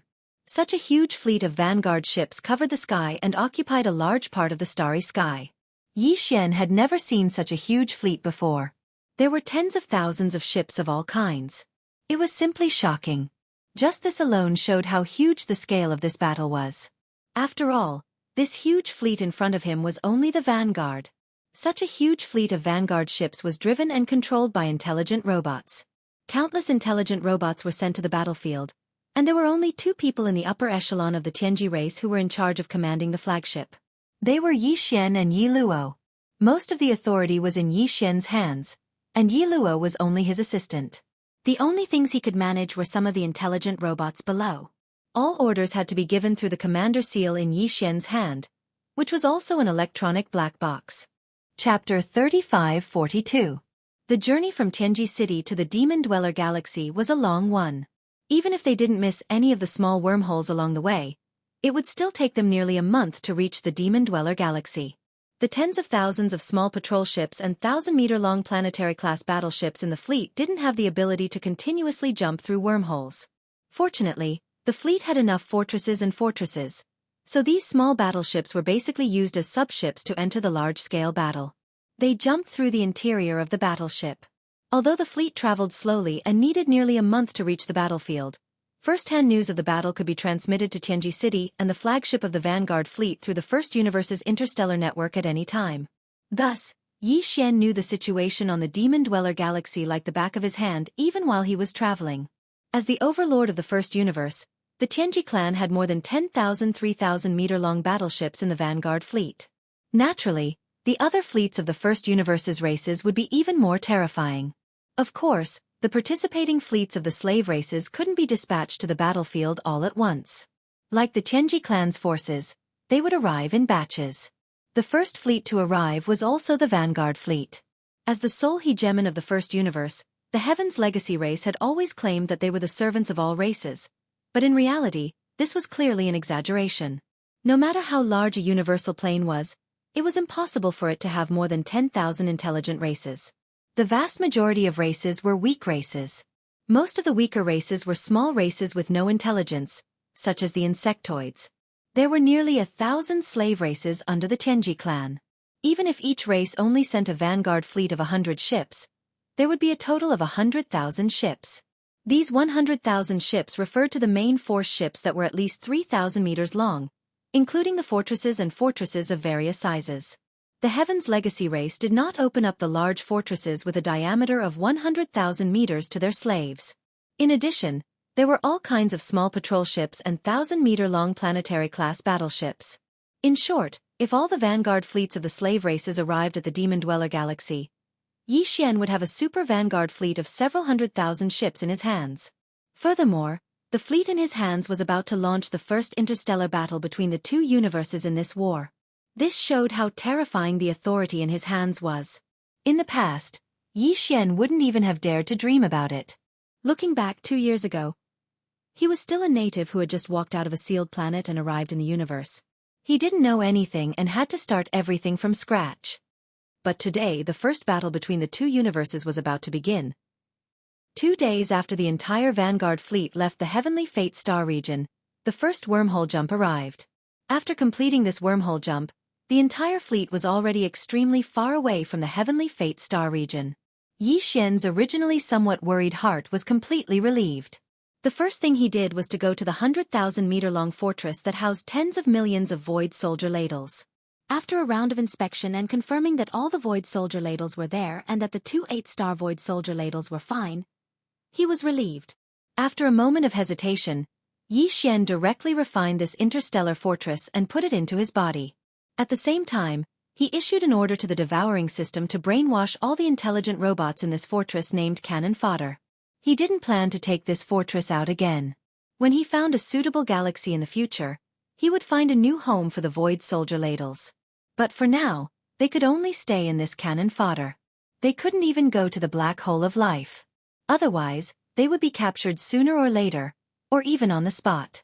Exterminated. Why did you put away those cannon fodders? As soon as he returned to the flagship fortress, the vice commander of the Vanguard fleet, Yi Luo, came over with a suspicious expression. He asked Yi Xian the reason for his actions just now. Can't this commander have other uses? Are you the commander or am I? You have a vice commander on your head and you're still not being honest. You're asking for a beating. Yi Xian didn't care at all. He rolled his eyes and scolded him. In the end, he waved his hand and said, "Now, the command of the fleet will be temporarily handed over to you as the vice commander. This commander needs to go into seclusion to cultivate or something. Remember not to make decisions on your own if there are important matters. You must report to this commander. Report to this commander, or you will be punished according to military law. Chanas, you are now this commander's personal guard. Keep an eye on him. If there are any strange movements, report to me immediately." After saying that, he ignored Yi Luo, who was so angry that his nose was crooked to the side. He swung his arm and walked into a cabin. After closing the cabin door, he waved his hand and set up an isolation restriction. Only then did he relax. The journey to the Demon Dweller starfield was a long one. There was still more than 20 days to almost a month's journey. Yi Xian couldn't waste this time. He decided to use this time to cultivate in seclusion. He had already refined the level 12 liquid and had it on hand. As long as the cultivation realm of the physical body and chi reached the great circle of the 9th step of this realm, he would be able to use a tube of level 12 liquid. If the first tube was not successful, there was still a second tube. In short, breaking through to the 12th great realm, the void realm, was absolutely a sure thing. Although his cultivation had increased quickly during this period of time, and he was now at the 11th stage, the mystic light realm, the 3rd stage, Yi Xian would feel a lot of pressure when he thought about the zombie king Tuo Balinfeng. That fellow was a universe zombie. He could devour all flesh and blood in the universe to increase his strength. Even Yi Xian was shocked by the speed at which his cultivation advanced. If nothing unexpected happened, then the current zombie king, Tuo Balinfeng, would most likely have already advanced to the 12th great realm, the void realm. Therefore, Yi Xian absolutely couldn't slack off. He had to make the best use of all the time he could to increase his cultivation as much as possible. Apart from that, the research on the level 13 liquid was also very urgent. Once Yi Xian reached the 12th stage, the void realm, this matter would become even more urgent. Otherwise, if he still couldn't refine the level 13 liquid when he reached the peak of the 9th stage, the void realm, he would be stuck at the 12th stage. If he were to stop at the 13th great realm because of this, it would be far too sullen of a loss. With these thoughts in mind, Yi Xian held back his energy and quickly entered a state of cultivation. After an unknown amount of time, when he finished cultivating and opened his eyes, a familiar system notification sounded in his mind. Ding! Congratulations to the host. The body's blood chi realm has broken through. Current realm. Mystic Light Realm Level 4. Chapter 3543. The First Universe. The Demon Dweller Star Zone. Today, the Demon Dweller Star Zone could be said to be a gathering place. Not only were the vanguard fleets of the First Universe's servant races moving over, but even the enormous fleets of the various races of the Federation of the Second Universe were converging one after another through the plane-level wormhole that connected the two universes. The initiator of this plane-level space war was the Second Universe. The Tianji clan of the First Universe and its servant races were merely responding to the challenge. Therefore, the battlefield was destined to be in the First Universe's plane. Neither the Tianji clan nor the Demon Dweller clan had sent a large number of troops to guard or set up an ambush at the exit of this plane-level wormhole. The Tianji clan also hoped for a battle to disrupt the situation of the three universes. Therefore, guarding the exit of the wormhole and preventing the allied forces of the Second Universe from entering the First Universe was completely unnecessary. As for setting up an ambush, It was even more unnecessary for the Tianji clan. The first universe was the headquarters of the Tianji clan, and the clan was known as the sole overlord of the first universe. If they didn't even dare to face the allied forces of the second universe's races head-on and played these tricks instead, they would be a laughingstock. Because of this, in recent times, the fleets of the second universe race that had entered the first universe through this dimension-level wormhole and immediately set up camp in the void near the wormhole's exit. It was simply one fleet after another. The void near the exit of the wormhole was already filled with the silhouettes of all kinds of battleships, fortresses, and fortresses. They were densely packed, and the vast galaxy that stretched for tens of thousands of miles was covered with a layer of cold steel clothing.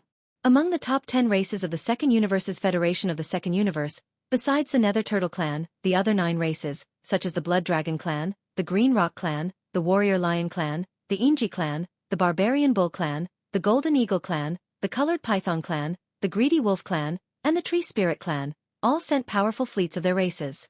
In addition, the other races of the Second Universe also sent fleets of their races. Even the Black Lion that Yin Qi, Yin Ba, and Yin Jiao led over 10,000 members of the Yin Demon clan to occupy had come to the Demon Dweller Star Zone. Of course, the Black Lion was now a wandering-level stronghold in the universe.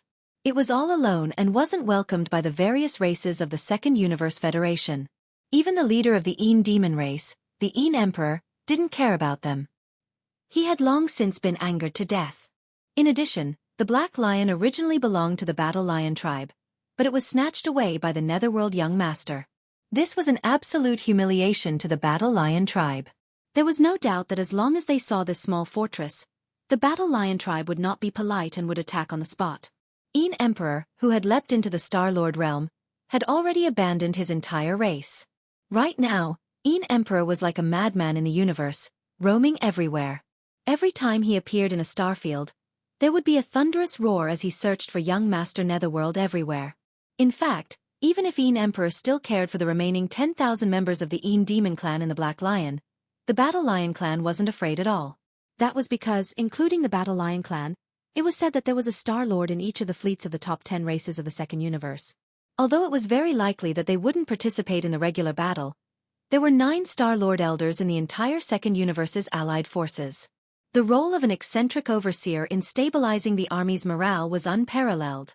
Therefore, the experts of the fleets of the various races of the Second Universe were all in high spirits. The steel battleships that stretched for 10,000 kilometers occupied a part of the void. Even the starry sky was shocked by their momentum, and the light of distant stars dimmed. Although the Black Lion clan had sneaked over for some unknown purpose, it didn't dare to appear in the huge allied forces fleet. It kept its concealment array active, and occasionally it wouldn't come out to take a breather. It would stay in the distant void at the edge of the allied forces fleet. They didn't dare to approach, or the Battle Lion clan would definitely take action. It was said that even the former leader of the Yin Demon clan, the Yin Emperor, had gone crazy and was rushing over to the First Universe at that moment. He said that given the nature of young Master Netherworld, there was no way he would miss a planar battle of this level. He would definitely rush over to extort something. Revenge. When the news spread, the higher-ups of the vanguard fleets of the various races of the Federation of the Second Universe didn't feel good.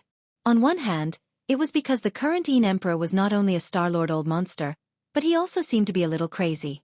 For him to crazily interfere in such a solemn and sacred planar space battle was truly worrying.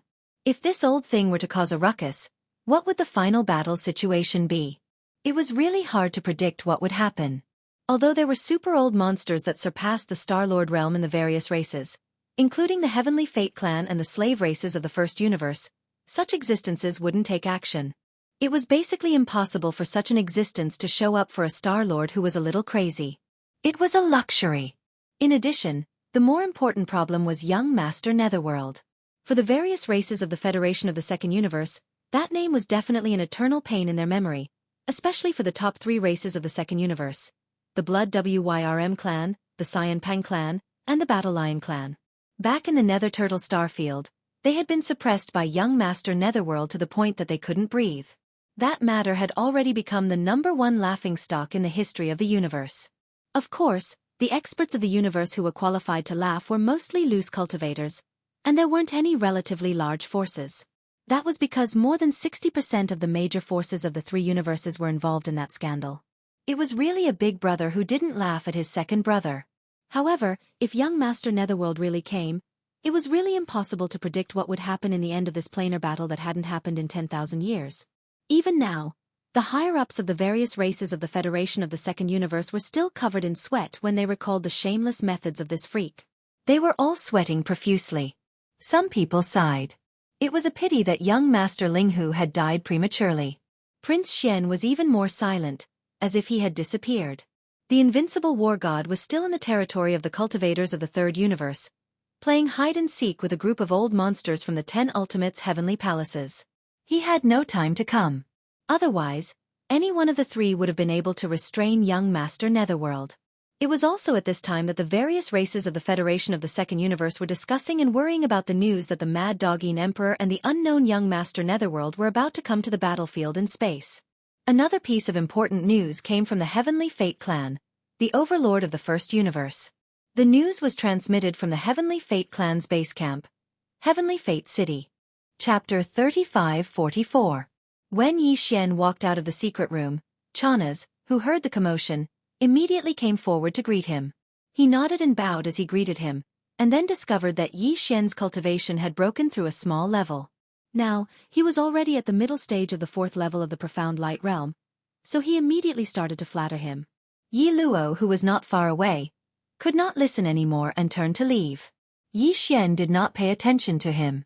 After asking, he found out that he had spent 3 whole days in seclusion. It seemed that the higher one's cultivation was, the more difficult it would be to increase one's realm. This was something he had expected. Although he was a little depressed, he felt like he was going to fall behind the zombie king Tuoba Linfeng again. There was a huge gap in the future, but there was nothing he could do. However, even though he had spent 3 whole days in seclusion, it was still a long time before they reached the Demon Dweller Star region. There were still about 20 days. Fortunately, the situation on the battlefield had not changed during this period of time. At the exit of the wormhole, the allied army of the various races from the Second Universe was becoming more and more terrifying. However, the slave races from the First Universe were also very strong. The various races' fleets were not weaker than the enemies. Yi Xian was actually looking forward to this planar war in space. After all, it had nothing to do with the human race. It was just a fight between the Tianji race and the various races from the Second Universe. Yi Xian did not have a good impression of both sides. He did not care how many Star Realm experts died. To be able to use this opportunity to enjoy his addiction of being the commander of a planar war in space was simply a great opportunity that could only be encountered by chance. In the following time, Yi Xian did not go into seclusion again. Instead, he took some netherworld furnace lotion to heal some of the hidden injuries and hidden ailments that the breakthrough this time might have left in his body. After all, the path of physical evolution had this disadvantage. It required one to break through the limits of the human body time and time again, tearing apart the invisible shackles of the human body's potential. This would definitely cause harm to the physical body of an evolver. Perhaps it would only be a small amount each time, but over time, it would explode. The consequences would definitely be severe. However, Yi Xian now had a large amount of netherworld furnace lotion, and even over 2,000 drops of all evil origin elixir. It was enough for him to consume a little every time he broke through, and put an end to the accumulation of this hidden danger in his body. In addition, he spent most of his time deriving the formula for the level 13 liquid. This was a completely new field. For the Third Universe's Human Science and Technology camp, the top families in the field of gene fluids only had a few finished products of the level 11 liquid in their hands. For example, the Tuoba family had them. The purplish warbler and the other 2 girls also had one each. However, the formula for the level 11 liquid had always been in the hands of Yi Xian and had never been leaked. As for the level 12 liquid, there was no need to mention it. Once they reached level 13, it was simply impossible for them. The top families in the field of gene fluids might not even be able to piece together an incomplete formula. The research field of gene fluids was deduced step by step. Without the formula for the level 12 liquid, there was no way to know what the key elements of the level 13 liquid were. In fact, even the basic elements could not be determined. Although Yi Xian had not been in the field of gene fluids for a long time, he had a large amount of resources through various channels and methods. This included the communication system attached to the devouring system, the preparation manuscripts, and a large number of incomplete formulas that he had stolen from the top families and other official forces. In addition, there was the powerful deduction ability of the devouring system. Therefore, it directly led to his rapid advancement in this field. He started from the level 1 liquid all the way to the level 12 liquid. Today, Yixian was definitely the #1 person in the field of gene fluids research. Young Master Linghu's reputation as the 3 absolutes of medicine, artifact, and array was not casually called out. Even so, the research of the formula for the level 13 liquid still gave him an incomparable headache. On the way to the demon domain, Yixian's entire mind was immersed in the research of the formula for the level 13 liquid for the next 20 days. He even successfully concocted another level 12 liquid. However, he still did not succeed in concocting the level 13 liquid. The gene fluids that he concocted either only had 12 colors, or they were a chaotic mess of colors. They were extremely unstable and would become useless medicine. As the time drew closer, they were not very far away from the demon domain. Yixian became a bit anxious because once they reached the demon domain and the battle began, he might not have the time to immerse himself in the research of the gene fluids like he did now. Right now, his physical body and blood chi had reached the 11th level of the mystic light realm, level 4. After another 5 levels of breakthroughs, he would be able to use the level 12 liquid. At that time, the need for the level 13 liquid would be even more urgent and could not be delayed. In the end, seeing that they were only 3 days away from reaching the demon domain, Yixian made up his mind and added a small pinch of the 9-colored meat paste into the level 13 liquid that he finally deduced. He was just trying his luck. In any case, there were only 3 days left. It was basically impossible for him to deduce a new formula for the level 13 liquid. He had never added the 9-colored meat paste to the other level 13 liquid formulas because Yixian didn't know the characteristics of the 9-colored meat paste at all. It was true that the 9-colored meat paste was of the highest level. Even the remains of primordial creatures beyond the Star-Lord state had been spat out of the netherworld cauldron as waste. It was not hard to imagine how strong the primordial creatures that had been left in the netherworld cauldron were. Even a drop of blood from their remains was more precious than any heavenly materials and earthly treasures. However, the 9-colored flesh paste was too complex. It was formed from the crushed flesh of all kinds of powerful desolate era creatures. Some of their blood was golden, while others were fiery red. They were all different, but now, they were all crushed and mixed together to form the 9-colored flesh paste. No matter how high the grade of this raw material was, how could it be added into the formula when its attributes and characteristics could not be determined? However, what Yixian didn't expect was that he would simply add a pinch of the 9-colored meat paste to the last level 13 liquid formula, then carefully mix it according to the formula. 2 days later, when the result was out, he had really obtained a 9-colored meat paste. 2 days later, he had successfully obtained a level 13 liquid. It was a tube of greenish liquid, but if one examined it carefully with their spiritual sense, they would be able to see that inside every micromolecule of the liquid, there were 13 different colors that were arranged in the same way. It worked. What's going on? Yixian was dumbfounded as he looked at the precious level 13 liquid in his hand. He suddenly remembered a saying, "You know what you do, but you don't know why."